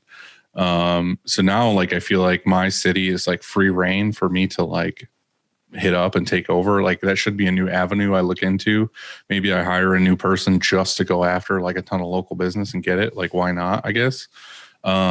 But I had this discussion with Kristen and Sarah the other day when we were doing like a sales meeting, and they brought it up to me where they were like, could we like get like a sample pack and like a binder or something that we could just like literally take a couple days and just go to like every business in Binghamton and be like, show up and talk to like and I've never done this before. Like I don't like the door-to-door cheesiness, but I feel like they would spice it up and have a fun time and like go around town and like talk to business owners. Like, do you do that at all in St. Louis, or do you just kind of like not go that route as far as like trying to get new business in your area, like walking around and stopping in and stuff to people you don't normally work with? When I first started, yes, I did that. I knocked on a lot of doors because, you know, we didn't have enough work. And so after like the first year though, I haven't done that since. But we do have, like, we don't have outside sales, if that's what you're asking.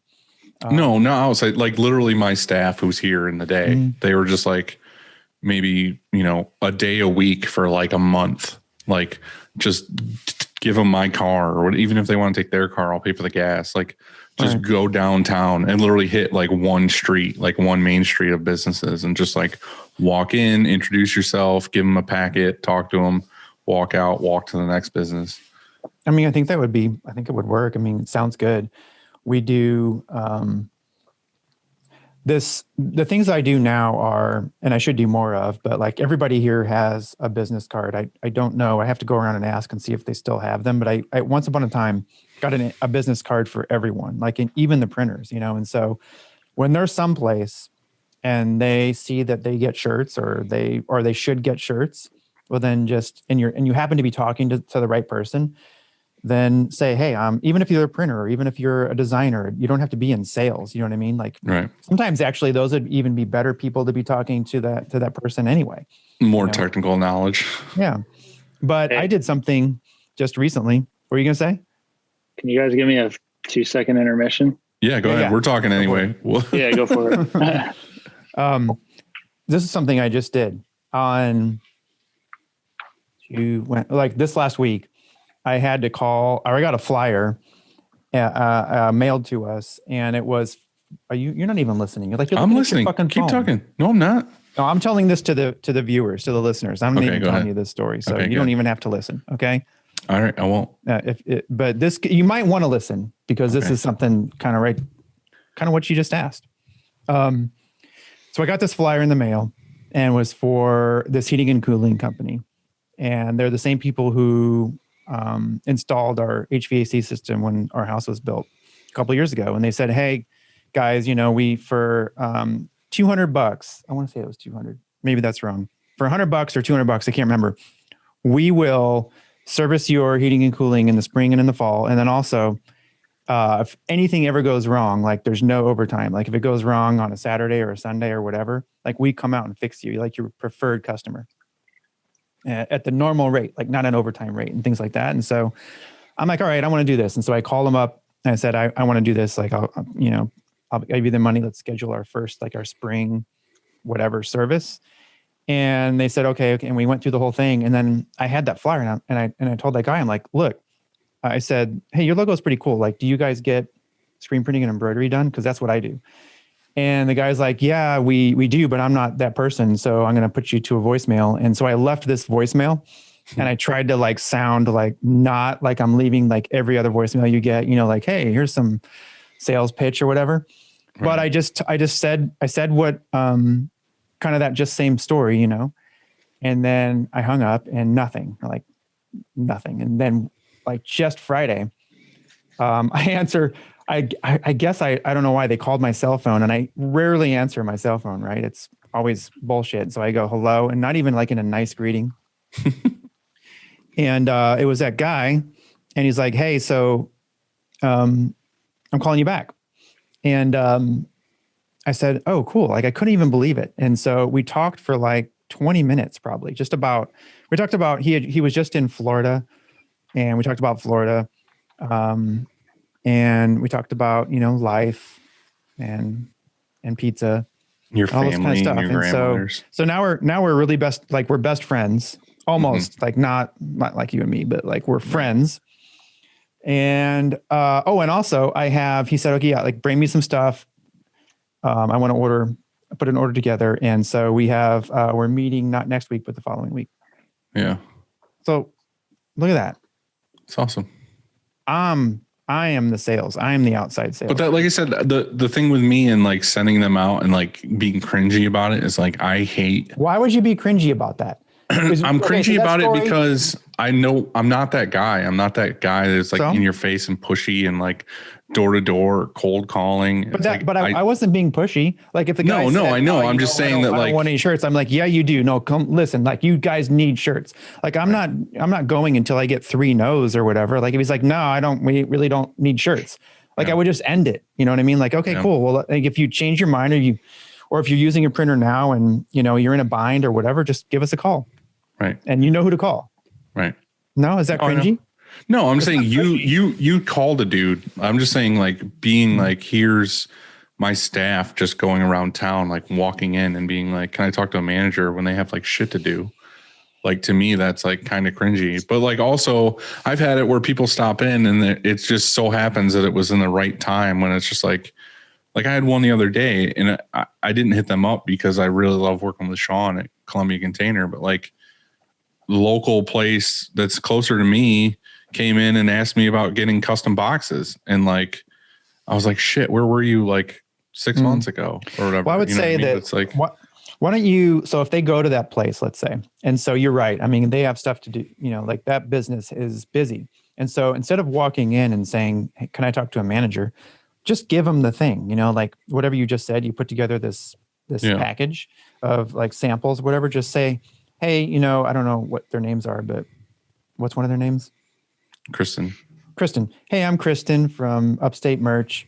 And I just want to, you know, introduce myself and leave this package with you. And if you guys are ever interested in some t-shirts, then, you know, call us.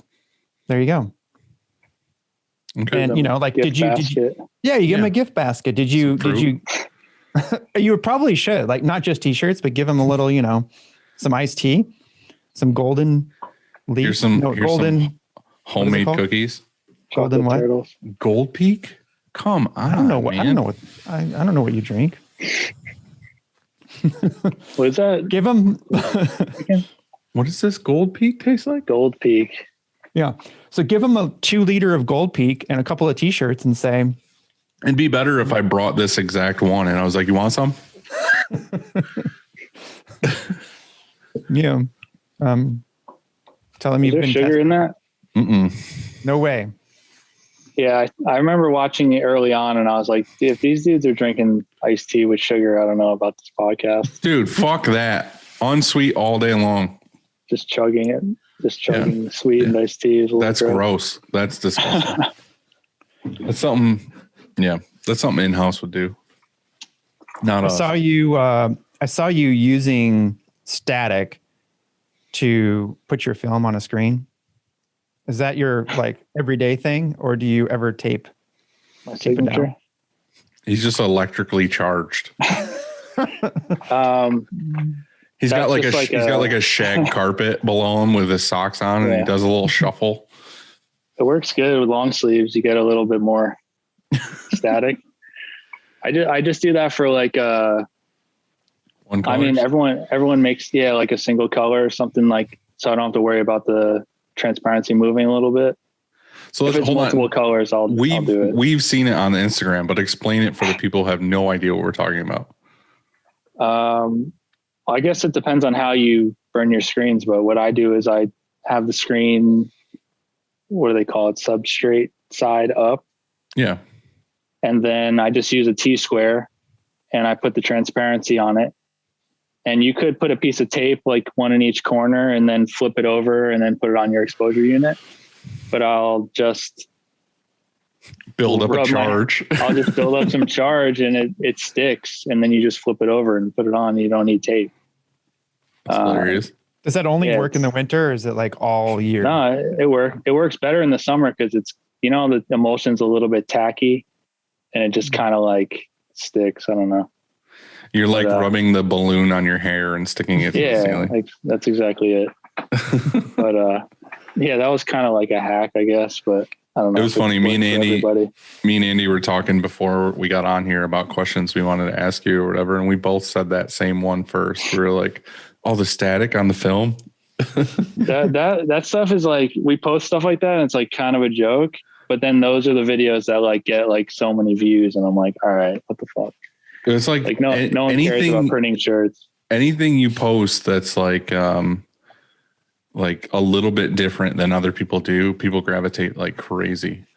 And that was actually something I wanted to ask you too, is like, I noticed on your Instagram, like, and there's a lot of shops that do this, and like, I kind of don't want to do that with mine, is like, it's just nothing but like printed shirt after printed shirt, like a shirt laid down on a table, like picture of just like, I printed this shirt. I noticed in the beginning, you guys kind of had that going for a little bit. And then you started showing a lot more like behind the scenes stuff. Have you noticed a lot of more gravitating towards what's happening? Yeah. I just, in the beginning, every job we did, we were like, oh, look at this job. We're so proud of this. Mm-hmm. So we just kind of like, we took the picture, we did like a weird background or whatever. Mm-hmm. And then, excuse me, as it got, I don't know, more recently, I've just been kind of trying to keep it a little more casual, and then people react really well to the actual printed videos. Yeah. So we've just been throwing up stuff that, was like fun to print or interesting or whatever. Yeah, for sure. No, it was something like people ask me about like Instagram and stuff, and it's just like, I literally just use it for its intended purposes, like to be social and to talk to people and post stuff that like I want to post. But like in reality, like you get way more people interested in what you're doing if you're like being real and you're showing how you do stuff, not necessarily the finished product all the time. Like I get people all the time, they're like, oh, I want an order from you because I can see that like you're taking care into making the product. You know what I mean? It's not like some sloppy, dirty warehouse that I'm making shit in, and then I'm just showing the product at the end. It's like they can see that the care and the, what we're doing to make everything. So, I was just curious if it was. That was kind of like our angle from the beginning, because obviously there's other shops like both of yours who can pump out more work than me, or, more colors or whatever it is. So I had to have something a little different to set us apart. So just the space itself, I try to keep it like interesting looking, just so, because that gets us a lot of jobs, dude. Just people seeing the photos of, they're like, oh, this shop looks really cool inside. Yeah. Yeah. And then, that leads me into the next question I had for you, was your taxidermy collection. Yeah. Not all of it's shown, but, it's all, I'm not a hunter, but, it's all like found or thrifted or collected throughout the years. You got a pheasant in the back. I see that. Yeah. Yeah. There's a deer. There's a couple of fish. I don't know if you see the fish up top. Yeah. Well, I saw one of your posts that got another fish. Yeah. The fish. So are you trying to just find cool taxidermy? Yeah. Sophie, our embroidery girl, is actually, she's on like a little weekend trip right now, and she posted a photo of like, she's like a thrifter. Yeah. She was in some antique store, and there's like, I see like a tiny raccoon on the wall and like a fox taxidermy. And I'm just like, please tell me you bought that raccoon and brought it back. She's like, oh, I just left. I'm like, all right, we'll go back and get that raccoon before you come back. I'll reimburse you for the raccoon. But Yeah, the fish. There's a cool story about the big fish. We went in the basement of this building, which is terrifying. Like huge warehouse basement.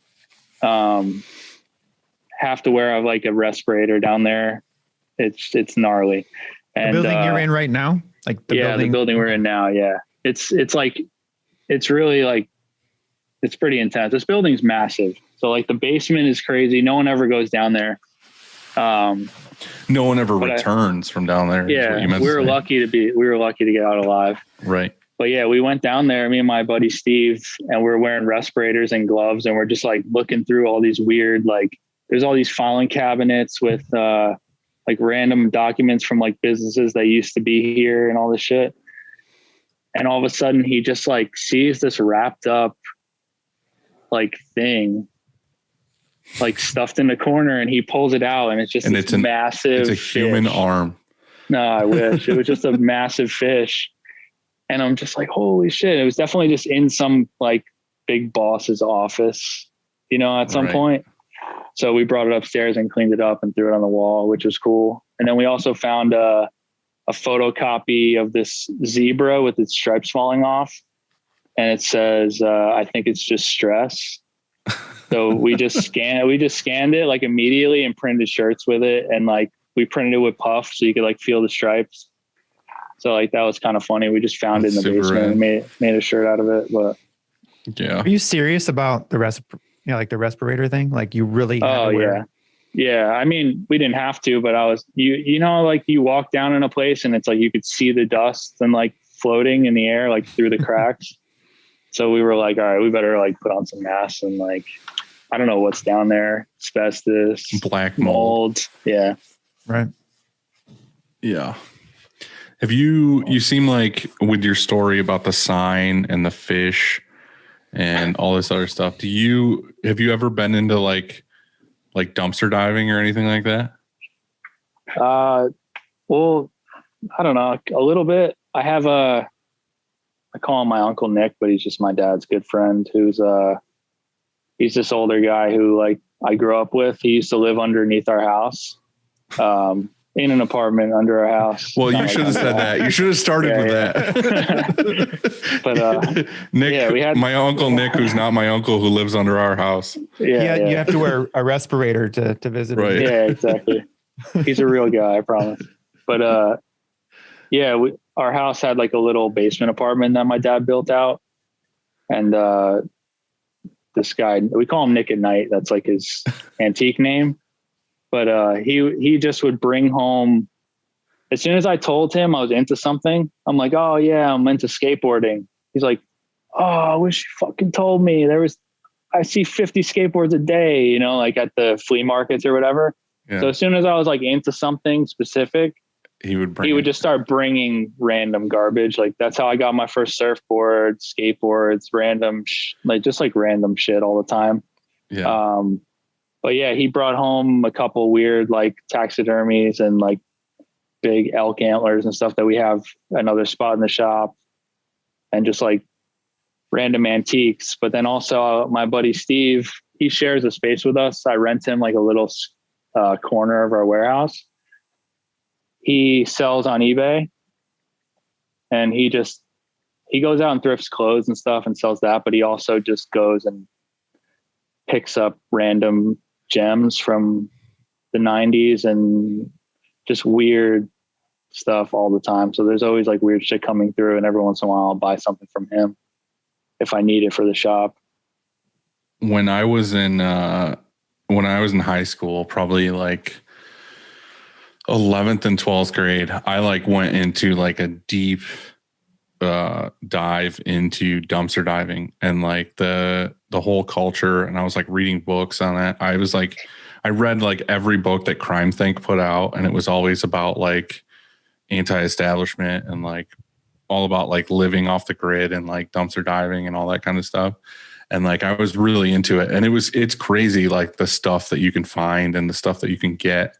Like I would go like at night after everything closed, and I would go to like the mall or just like random stores. And I would go out back and I would literally just like hop off the roof of my car into the dumpster. And I would just like go through and like find all this super cool shit.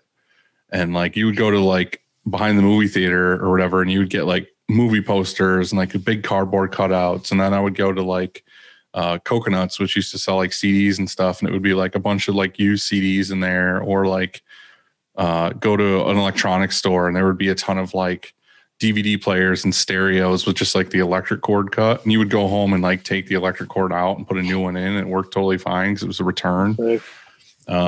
But like we would get free shit like that all the time out of the dumpsters, and I would like give it to my friends or like trade it or whatever. And then we would go to like a CVS or something, and they would always throw away. I can't remember what day of the month it was, but it was like go a certain day of the month and they get rid of all the stuff that expired like the day before.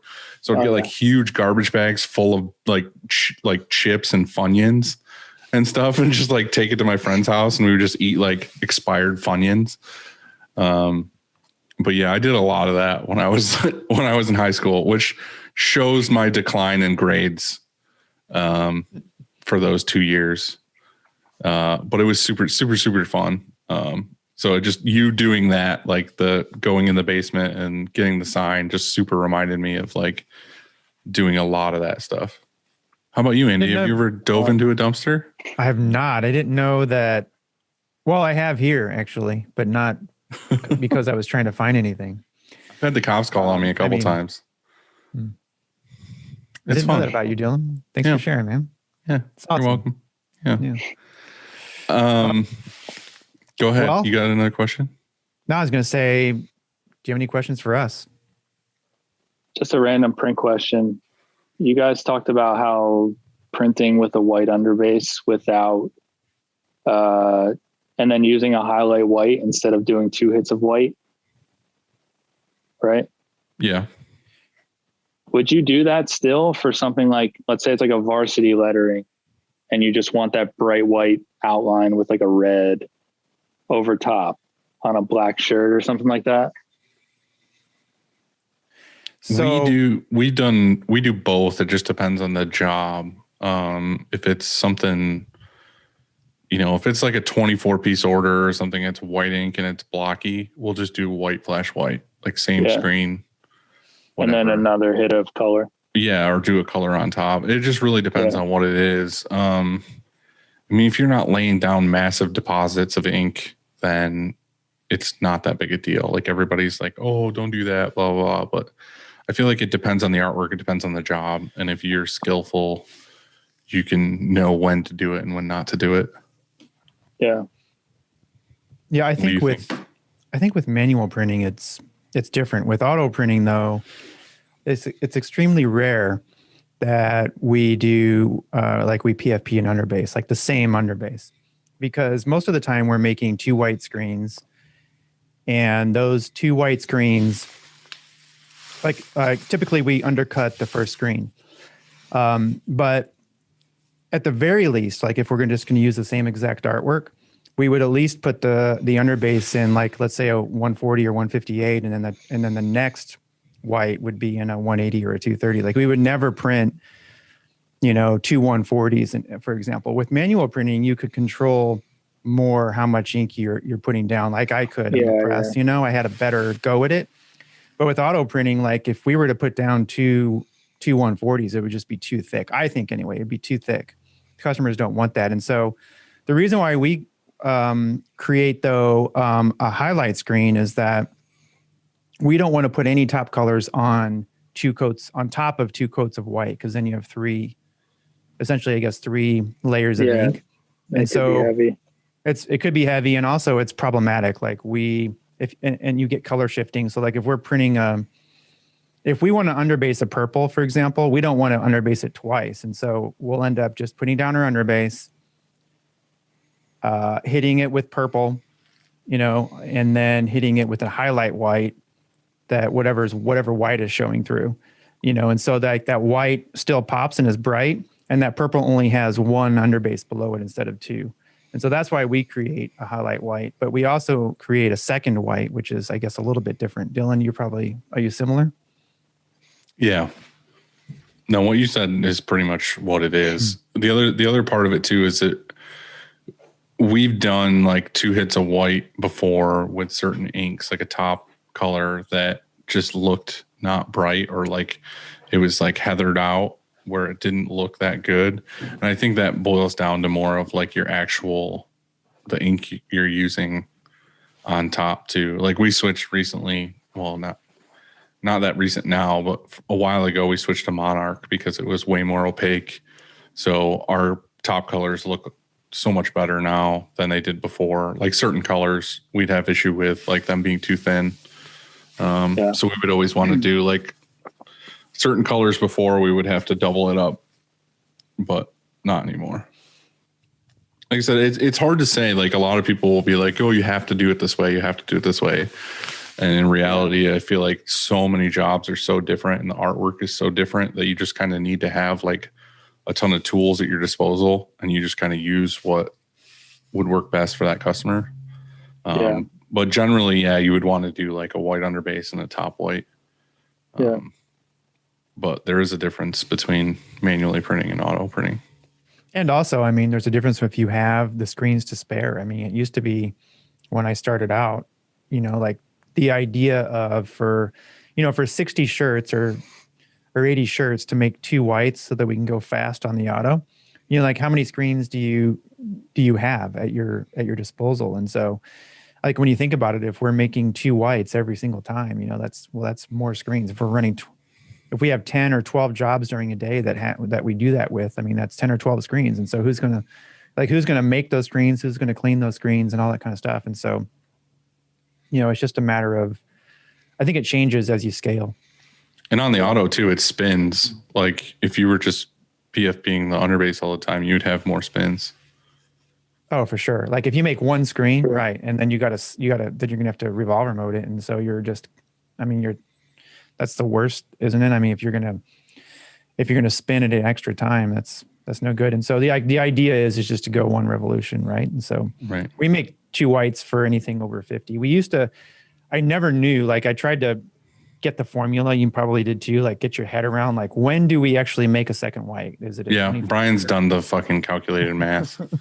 I did it. All I did was time, like how long it took. This is pre-Trilock, because when you're fiddling with a white, trying to get a white, like Corey, have you ever tried to register a white to a white? Yeah, it's hard. You can't really see through it. Yeah. Yeah. And so it you figure it out, like there's a way, but it's time consuming. And so like, when do we make 2 whites? And so with Trilock though, we just decided 50.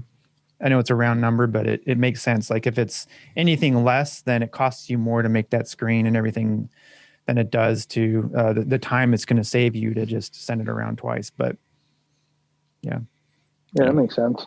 Yeah. Was that your last question? Did we chew through all of them? I'm probably sure I have more, but I can't think of any right off the top of my head. But did you have any shop hacks other than the one you gave us earlier, which was a really good one? What did I tell you earlier? You gave us the one about fulfillment with staggering prints. Yeah, the fulfillment one. Let me think. This is a good one. Crocs. No, forget everything you know about Crocs. This is a Hydro Mock. Very, very different shoe from Merrill. I don't know if you guys. I love how much you know about shoes. Yeah, well, this is I think they got me with an ad or something, and I bought them for everybody here as a joke. And now it's just like, it's kind of like having one of those rubber mats under your feet all the time. And it's good for washout room too. It's just kind of like the perfect shoe. It's good on your feet. Yeah. You mean to print in them, right? Yeah, just to wear them like when you're on your feet all day. Yeah. What was it called again? It's the Hydro Mock. I mean, you don't have to get this ridiculous color. I just went a little crazy for myself. But we have this little like kindergarten cubby over there with all everyone's mocks in there. Everyone's mocks. Yeah, it's pretty cool. See, now I don't know because I haven't experienced it. Not like I said, I'm not a big printer, but like we used to have mats under the presses for them to stand on, for like fatigue mats or whatever. Well, Randy doesn't like them. Like, he gets rid of them and he just stands on concrete because he says that he gets too much static electricity from the mat. I don't like them either. They get dirty too, and it's just kind of. Well, I knew they get dirty and it's a pain to like clean around and sweep around and stuff. Yeah. But he was like, I get shocked by the press like all the time when I had the mats. So like, I'm guessing, I don't know what's up with that, but I mean, it made sense. Yeah, I can see that. Yeah, we went and visited Acme in Boston, and they had those Sherlock mats, the ones that Sherlock sells. That's what I was just going to say. Super thick. Yeah. And I was standing on it, and I was like, dude, these are so comfortable and squishy. And Randy was like, yeah, I won't use those because it'll shock the shit out of me. I was They're just not going to cheap say, either. I heard they're really expensive, and somebody told us about them. I can't remember. It was on one of our episodes, but I just saw this post by Sherlock. I don't know if it's going to show up. Yeah, I saw it too, where it was like 10 years old or something. Yeah, but they also had a ruler up to it. I don't know if they can. Yeah, and it's still just as thick. Is that blurry? But it's it's almost 2 inches, like thick. Yeah, I don't know, and it's Probably that triple old. over that. But I mean, I don't know. We have mats here. You know, they're like the ones that you use, the restaurants use. You know, so they can be used in water too, and they have holes in them or whatever. Yeah. So the water can drain, and they're really good. I mean, I got them at both Amazon and also Uline, but they do get dirty. That's the bummer about them. We have to power wash them every month or so. But I mean, they are like a huge back saver or foot saver too. But I want to try one of those Sherlocks. Yeah. Yeah. So Sherlock, send us some mats. Or I want to try these. Try the Warlocks. What did you call them? Warlocks? Yeah, the Warlocks. What's that word? The Hydro Mock. Hydro-Mock. Try those. It's a little cheaper to get into, you know. But yeah, they're pretty good. To get some stylish ones. Yeah. And then this is another hack. I don't know if you guys seen this one, but we use this to mix our cork containers. It's the thing that opens the cork, like paint containers. It fits in the drill like perfect. Oh, did you use the bottom side of it? Yeah, and you could just whip it up real quick, but they're cheap and they're easy to clean and everything. So we just started doing that the other day. A buddy of ours who like does sign painting started using them. So he came in here and he's like, "Yo, you guys gotta use these little metal things to mix your ink." And I was like, "All right, it's kind of good." I like that. Yeah. But just wait about another month, year, Couple weeks, hopefully. Couple weeks. Yeah, something's coming out. We think. Oh, okay. Maybe you might like My it. biggest problem. Well, I'm gonna say this real quick. My biggest problem with a lot of these things is I see people mixing plastisols with like those paddles, like the drill paddle things, or like that, and it's like, that's cool that you do that for sure, but like you still have to clean the paddle when you're done. Yeah. Like you take it out of the drill, you have to clean it, put it away, all that stuff. My biggest thing was like, why isn't there like a tabletop mixer that you can just put your spatula you would normally use to scoop the ink out and put it in the screen, just hold it in it and let it spin, and you're mixing it. Like, it spinning is the work, not holding the spatula still. So that's a good idea. Yeah. So someone thought it was a good idea and they're making something. Yeah. And like I said, I don't want to say anything yet because I don't have one in my hands, but when I get one in my hands, we'll talk about it. I'll take a prototype. Yeah. Sure. Imagine Ghost, the movie Ghost, and the potteries, like the pottery scene. So there's an ink bucket there and it's just spinning. Yeah. And there's a ghost from the basement of your warehouse standing behind you, holding you. There's definitely some ghosts in here, dude. My alarm goes off all the time at night. We see orbs flying around. It's kind of crazy. But I'm not going to get into that. It's a little too scary that's for a different podcast. No, that's for this podcast. I got one little quick ghost story for you. Yes, please. When we were working upstairs doing the sneakers, this guy came one day. His name was Walter.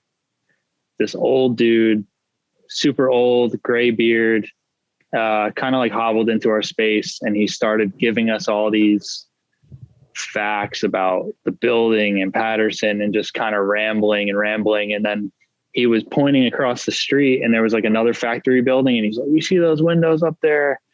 We used to see people walking in there at night. And, you know, I had the keys to that building. I knew no one was in there and all this stuff." And he would just like kind of chill with us for a couple weeks and like was giving us all this insight. And then one day he just disappeared. And then disappeared in front of you? No, he just stopped coming around. And then we went downstairs and we asked the office, like, "Oh, you guys seen Walter around?" And they're just looking at us like, "Walter? Who the fuck is Walter?" And like we were just like, "Dude, that could have been a ghost. We don't know." So now every time we like, Walter. Yeah, exactly. So now every time we see something, we're like, "Oh, it's probably Walter."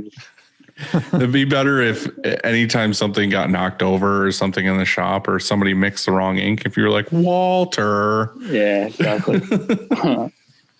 Yeah, we kind of had some of that too. And it was funny you were talking about this old guy coming in and talking about the history.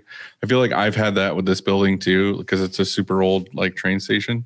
And we had this one guy come in once and was like, "Oh yeah, you know, someone hung themselves in the other end of that building." And I was like, "Yeah, I had no idea."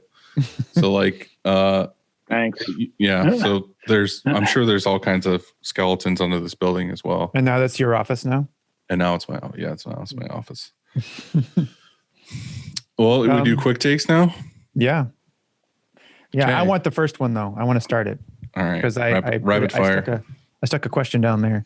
So in one of your videos, there was a cover of a Men at Work song called Down Under. Who I tried to find it and I couldn't find who covered that. It wasn't the cover. What do you mean? It was you? No, it was. So now that you asked me, I'm not gonna. We literally listen to this all the time, but my brain just went completely blank. Is it Men at Work? It's the singer of Men at Work. Okay. He has a bunch of solo records. Why can't I think of his name? I'll have to look it up. But we listen to it all the time. I loved it. It's incredible. Like I'm an 80s music guy, and then I heard that, and it was really cool. And I was like, I tried to find. I Googled it. I went on. Sorry, I got it. Colin Hay is the singer. Okay, Colin Hay. Yeah, he. So what's the song name? Down Under. So it's just Colin Hay, Down Under. But it's just him flexing, doing it solo, like acoustic, and it's really good. But yeah, he's real good. We try to incorporate that into the video too. I mean, I don't know if you guys noticed, but we try to pick a good song to get in there. That's like one of my favorite parts of making the video. No, you have great song. Down Under acoustic version, 4 million plays. Play it for us. Yeah, get it up. Play. This is copywritten material that we do not have permission to use.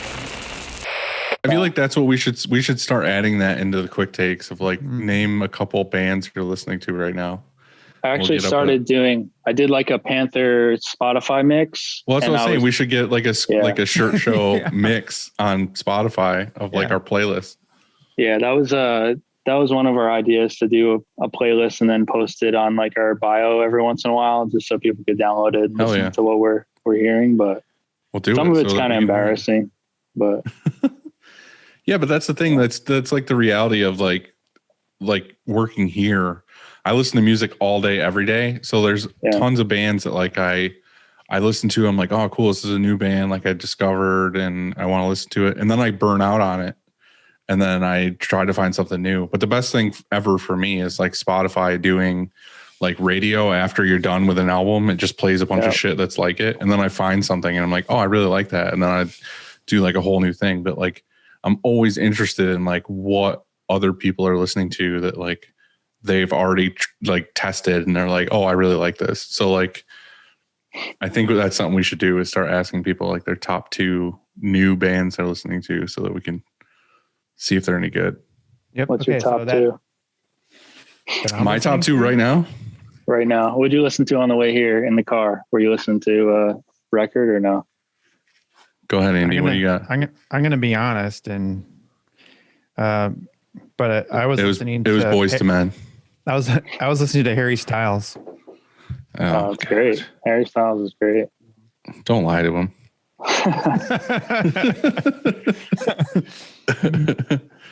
I've been like really into like electronic stuff lately, so I've been listening to like the Midnight and Midnight's good. Bad Dreamers. I like that. And then yesterday when I was here all day, I listened to like every Against Me album. But that was just like yesterday. I haven't listened to that in quite a while, but I've been listening to Teenage Wrist a lot. Yeah, they're good. And my number one played album last year was Black Foxes. So those are my top couple right now that I'm listening to. Andy's got Harry Styles. That's all. Styles is good. Yeah. Just Harry Styles. Just Harry Styles. All right. Well, let me do this next one here. Yeah. What's your go-to beverage? We know it's not like sweet tea. When, like, just throughout the Your day. go-to all the time. Like if you go to a gas station and you have to go in and get a drink, what's it going to be? That's a good question. When though? Probably getting a coffee. Coffee? Okay, Yeah, so that's the morning. I drink a lot of coffee. No, throughout the day too. It's pretty much. They make fun of me because I just keep microwaving the same coffee like over and over because I just like drag it out. Yeah. I try not to drink any soda or anything, just coffee, water, and then if I go out, I'll drink beers. I guess IPA. I'm drinking this weird IPA right now called Mind Haze. Do you have like a coffee that you're like a Folgers man, or is it like the specific coffee? Like, are you one of those guys that like grinds your own and uses like a press and all this shit? Or are you just like gas station, like fucking Quick Trip coffee? I like good coffee, and I used to make like pour over and stuff, but I kind of just like that bagel shop coffee. They always have that. It's just a specific taste that you get from like a bagel store. Right. It's just special. I don't know. It's not good coffee. It's just good enough. Coffee. Yeah. It's just regular. It's like your regular staple coffee. Do you grab a bagel and a schmear while you're there? I don't know about a schmear, but but yeah. I eat some bagels. What's your We got go-to good bagel? bagels by me. We eat Taylor ham, egg, and cheese out here. You guys don't really have that anywhere near you, right? Oh, I mean, like, what is your bagel? Like, do you get a poppy seed or what do you get? I like sesame bagels with olive cream cheese. Not bad.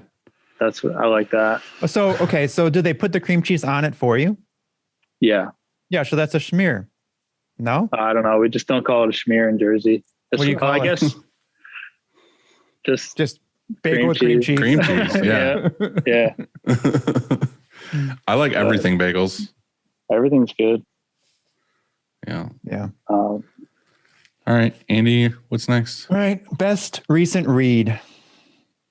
Have you guys read The Go-Giver? No, is that fiction? Nonfiction? Tell us about it. I have it here. I brought it over because I knew you were going to ask me. He's prepared. The Go-Giver. I feel like I've seen that cover before. It's really good. It's a little story. I don't know. Can you read it? About a powerful business idea. Okay. Yeah, it's good. It's I used to work in a sign shop when I was like 19, 20. And the owner of that shop, Vito, I'll still talk to him every once in a while, and he'll just he's always trying to get me to read more. And this was one of the books that he like made me read. And it's really good. It's just about like I think it's the 5 stratospheric business success things or something like that. But it's kind of just about like giving people things and hope for things to come back around, you know? But it's a good read though, for sure. And it's quick too. You know, it's like pretty small. Did you read it or listen to it? Both. At first I listened to it. I was driving to like Cape Cod and I listened to it. And then I got the hardcover and just read it. But You know, it's good when you have to buy the book and then read it again. yeah, I don't read a lot. So I was like, I'm just going to buy this book and read it. And like, it'll be a mission for me to read it. And then I did. And then, but yeah, besides that, I have, Harry Potter audiobooks on iTunes and my phone. And every time I get in my car, it just automatically plays Harry Potter, whether I want it to or not, which is kind of funny. Now, the Harry Potter books, do they like get in character and like do it like, or is it Yeah, just the guy reading it is, it's pretty cool. He does like the voices and stuff. Because I like Harry Potter, but I never actually read the books. And my girlfriend's a big fan. She was like pissed that I never read them because they're better than the movies. So she bought me all the books. Yeah. But so I don't know. I've been like listening to those when I get in my car. They just come on. You're just tired in the morning and you want to get to work, and it's like chapter 17. You're a wizard, Harry. Yeah. What advice would you give your 20-year-old self? Buy Bitcoin. Seriously. That would be my advice. Do you get into that at all? Yeah, that was one of the questions I forgot to ask you guys. I was going to ask if you guys are holding any crypto. Dude, that shit is so far over my head. Like I have friends that are into it and they try talking to me about it. And I'm like, I have no idea what you're talking about. Yeah. Like, pretty interesting. There's just so much to it to me that it's just like, I don't get how people mine for it. I don't get like any part of it. All right, literally guys. Any part of it. I'm off of Bitcoin and on to NFT. NFT. I literally just watched a video on that. And again, I stopped it halfway through because it was pretty much the same as Bitcoin. And I was like, I have no idea what's going on. I don't either, NFTs they're interesting. NFTs are interesting too. I've been into the Bitcoin thing for a little while, so I have some, but my advice would be to buy some, even it doesn't have to be a lot. I just don't know. I don't get it. Like, I really don't have it. I don't know. Like, give me a quick, you're an idiot rundown. Oh boy. Just literally as like, if you were writing a children's book. All right. So to give you an example, it's like when I wanted to get paid for this job that I just got for this big order of hoodies, and the dude had to ACH send me money, which took, a couple days or whatever it is to wire. And then me wiring money to the supplier or whatever it is to get the merchandise. And then by the time the merchandise gets to me, it's like, 4 or 5 days, all that processing. Right. And the banks are charging you for it and all that stuff. But Bitcoin is just like a peer-to-peer. You send money, it goes directly to you. There's no banks or anyone controlling that transaction, but it's getting validated by all these like master computers. So you have proof that it happened. You have proof of where it went, and it can never be redone. So you can never have any kind of chargeback or say that, it's just irreversible. So like in 30 minutes, I could have $100,000 from California to me from my account, from his address to my address with Bitcoin. It doesn't have to be Bitcoin. There's other like currencies, but yeah, a lot of people like the cool thing about that we know, like our shop has experienced. I don't know if you have, Dylan, is that disputable, irreversible, or reversible chargeback. And so like if you key in a credit card, they're not present here swiping it. The card isn't here at our shop. You know what I mean? And so if we key in a card and let's say we don't have credit card authorization and we just key in this card, well, a month later they can say, no, like we never got any shirts there. I don't know who those people are. And so the bank immediately takes all those funds out of your account. And then you have to prove, like it's our shop's obligation. I get that. Yeah. Like that sucks. Right. And so you're saying that with Bitcoin, there's none of that. Right.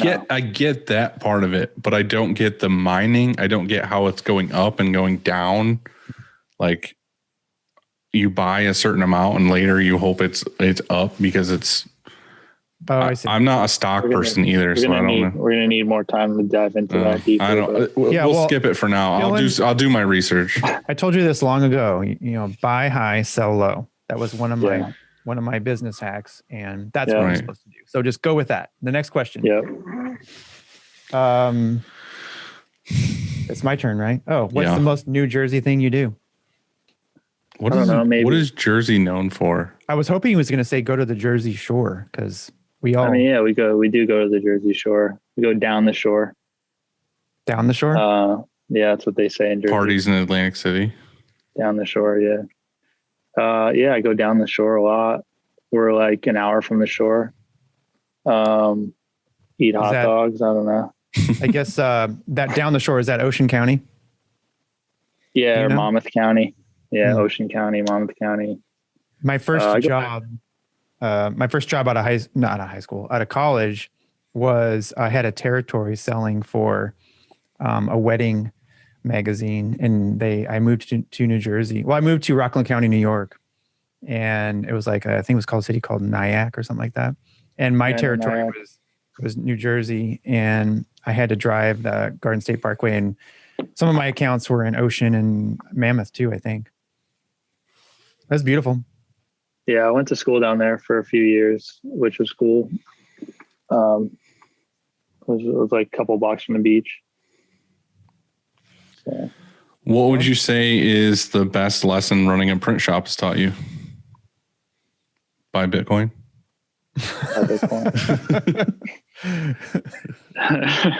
My friends listen to this are going to be cracked up about the Bitcoin shit, but I don't know, maybe that I'm a little too nice sometimes. I've been finding that lately. I'm trying to like toughen up because you get taken advantage of. You know, what do you mean? Like just doing a bunch of work and kind of charging for it all, but not really, because you're kind of scared, you know, or you're like, oh, I don't really want to, you know, overcharge, or oh, I'm going to do this artwork and I won't really charge or whatever. So I'm trying to be a little more upfront, you know, because we're doing a lot of work sometimes, and at the end of the day, it's like got to get paid. That's more just like laying down the law and being like, this is, you know, making sure you're getting paid for the work that you're doing. Yeah. But yeah, me and Andy were having a discussion the other day. I'm really not like this, but like we were talking about this fake old lady I talked to at the power company, or me being a dick at the post office. The cable company. The cable company. Right? He was saying that I'm a mean human being, but I'm not. I'm a soft teddy bear. Yeah, on the inside and outside, right? Right. That doesn't know anything about cryptocurrency.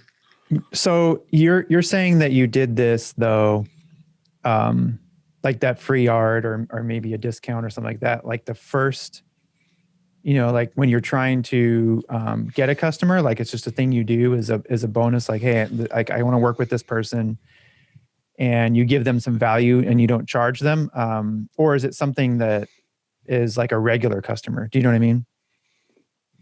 A little bit of both, I guess. But I always like, that's something that they talk about in that book I was telling you about, like just adding value to stuff.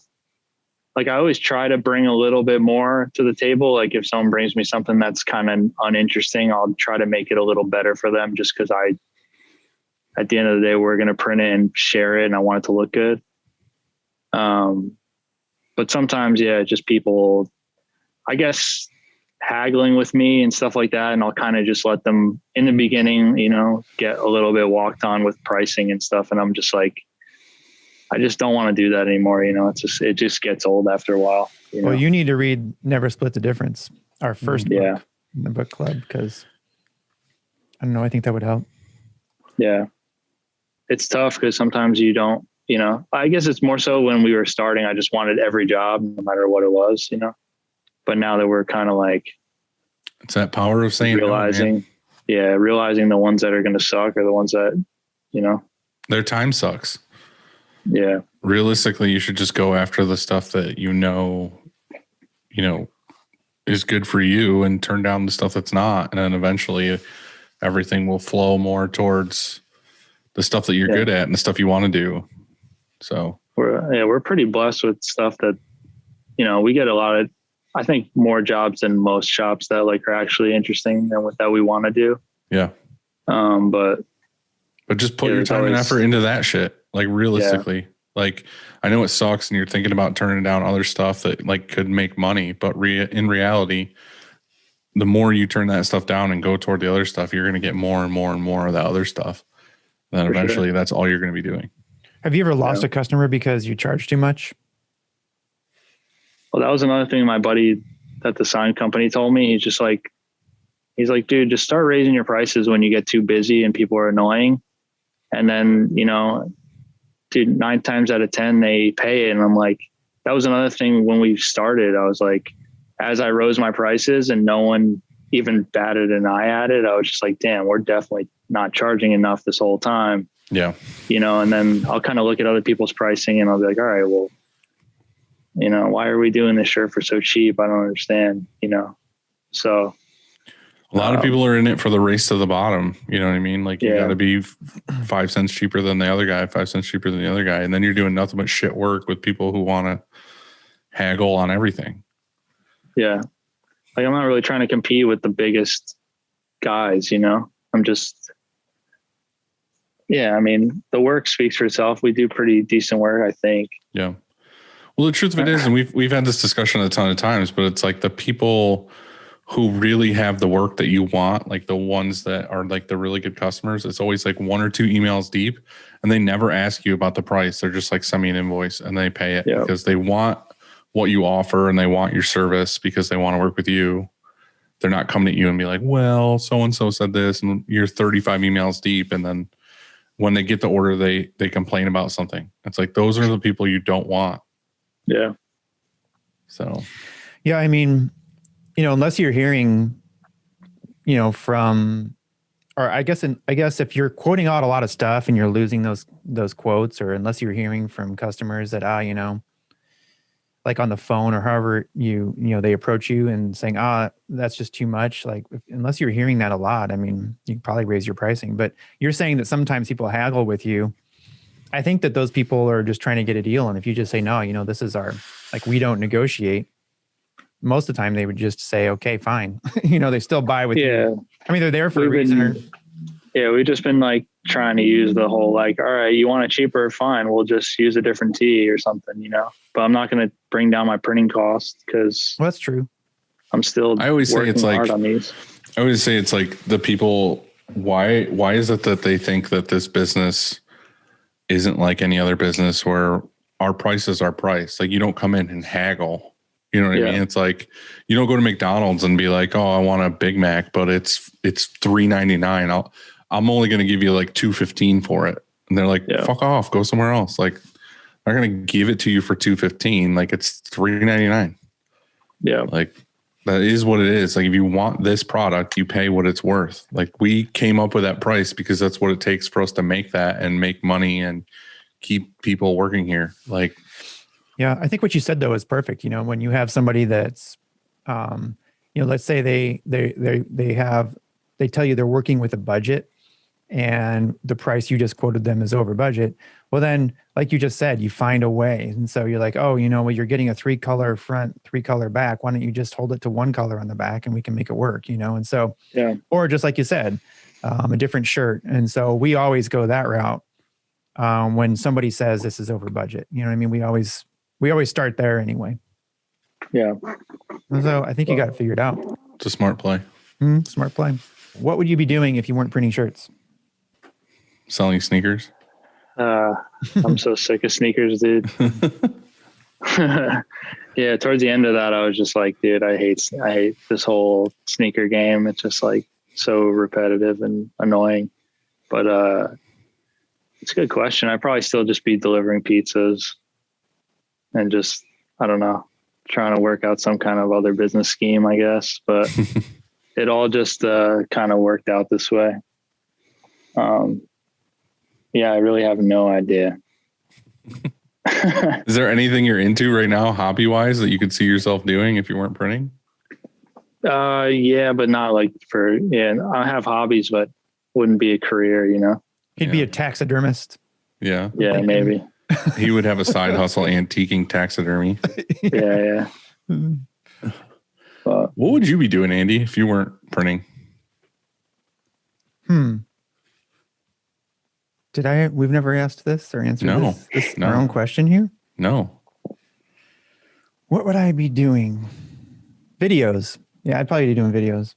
You think so? Making videos for, like, we were at our, I was training the other day and these 3 guys came through and they were making a video. And so, you know, for businesses. Yeah. Although, like, I love making videos for us, for here, you know, but can you imagine if, like, it's like when you're doing something you love and then you go do it for somebody else and they're like, no, we don't like it. Or, you know, we don't like the music, or the lighting's bad. And so I would probably start hating videos. Mm-hmm. So, I don't know. I luckily have Chris and Randy, who both are like really good at making videos and stuff. And we're doubling down on that this year, where like I'm going to have Chris, he already gave me this like long list of like props I need to buy. But I want to do like a bunch of like cheesy commercials. So we're going to try to do that. But I think if I wasn't printing right now, I would probably get into like really hard into like carpentry and like building furniture. That's cool. Just like have a shop and just build furniture by myself all day, crank music and just Have you built any furniture? I build a lot of shit. Like I do a lot of the work here with my dad, like making stuff and building the shop. And like I have an old Victorian house that I pretty much redid between me and my dad. So I feel like I could really get into like building stuff, like building cabinets and just cool shit, I guess. I like it. Yeah. Signature question, Andy. Finish her off. Yeah. What's for dinner? I think it's the classic tonight, which is chicken thighs with, well, my girlfriend calls it the classic because it's like what we make when we don't know what else to make. But chicken thighs with Brussels sprouts, 1 pan in the oven, soaks up all the juice real good. And then mashed potatoes. That sounds awesome. It's really good. It's easy. It sounds amazing. Andy, what are you I'm having? Pretty hyped. I'm going to go to Denny's and get some of that. Spaghetti meatballs. The Brooklyn spaghetti. Spaghetti meatballs. Yeah. Nice. Maybe a double. Double colon cleanse. Double meatballs. What are you having, Dylan? Sounds good. Yeah. I am having pulled pork and chili, I think. That you made or your neighbor made? Oh no, that was no. There's you might know you might have one near you. I think they just opened one in New York City, but Dinosaur Barbecue. Yeah, there's one in Newark. I actually have a really sick long sleeve from there. Yeah. That I got it from I think it's Rochester one. Rochester one's awesome. Yeah, it's got flames on the sleeves and shit. It's really cool. Yeah, I have a couple shirts from there, which is funny because like I don't buy shirts, but I have the dinosaur on a Harley with like the big handlebars. That's sick. My buddy Print Hub in Syracuse actually prints their stuff. And I told him straight up, I was like, dude, if I have any opportunity to print stuff for them, I'm fucking stealing them. I told him that to his face. I was like, dude, I'm just letting you know right now. If anything ever comes up, I'm fucking printing this shit. Like if they walk in your shop. Like if they walk in or I have the opportunity to steal this business from you, I'm going to. Like I don't do that for anything else, but for Dino, I'm doing it. So anyway, Dinosaur Barbecue is our favorite. It's like where we go. Like if we're anywhere near Troy or Rochester, or Buffalo or Syracuse, like we're going to Dinosaur. But Dinosaur makes like they do the package stuff now. Like they make the barbecue at the place, package it, put it in like Wegmans. So I have a big thing of pulled pork, and they have like their signature like chili. So we bought some yesterday at Wegmans, and we're heating it up for dinner tonight when I get home. A couple of hard rolls. Doing great. it. Yeah, Do the kids eat that too? No. Yeah, so you'll have to go and get them some pizza. No, I'll just make them my classic dish that I make my kids, which is called Skip It, and they go to bed hungry. Yeah, I forgot. See, there's another example of why you're such a nice guy. Right. You're a good dad too. Which is funny. We have like a funny story with that because I always make that joke that I'm just like a horrible parent. And we used to get together to watch Game of Thrones with like all the friends from work. They'd come over on Sunday and we would like make a big meal and like watch Game of Thrones. And the kids would go upstairs and go to bed because obviously they couldn't watch Game of Thrones. And my son came down the stairs one night or whatever and was like, Dad, I'm so hungry. I didn't eat dinner. I didn't eat anything today. And like everybody died because they were just like, you don't feed your children? It was just like, he just didn't eat today. Like, I tried. He just is picky. But it was just perfect timing. It was just like, I'm so hungry. Well, Corey, man, it was great talking to you. I really like that chandelier above your press. I've always wanted to have a chandelier. In fact, I had an electrician out here like 3 weeks ago, and because we have this spare chandelier, and we were talking about how we're going to wire it. And then I just saw that, and I'm like, oh man, that's.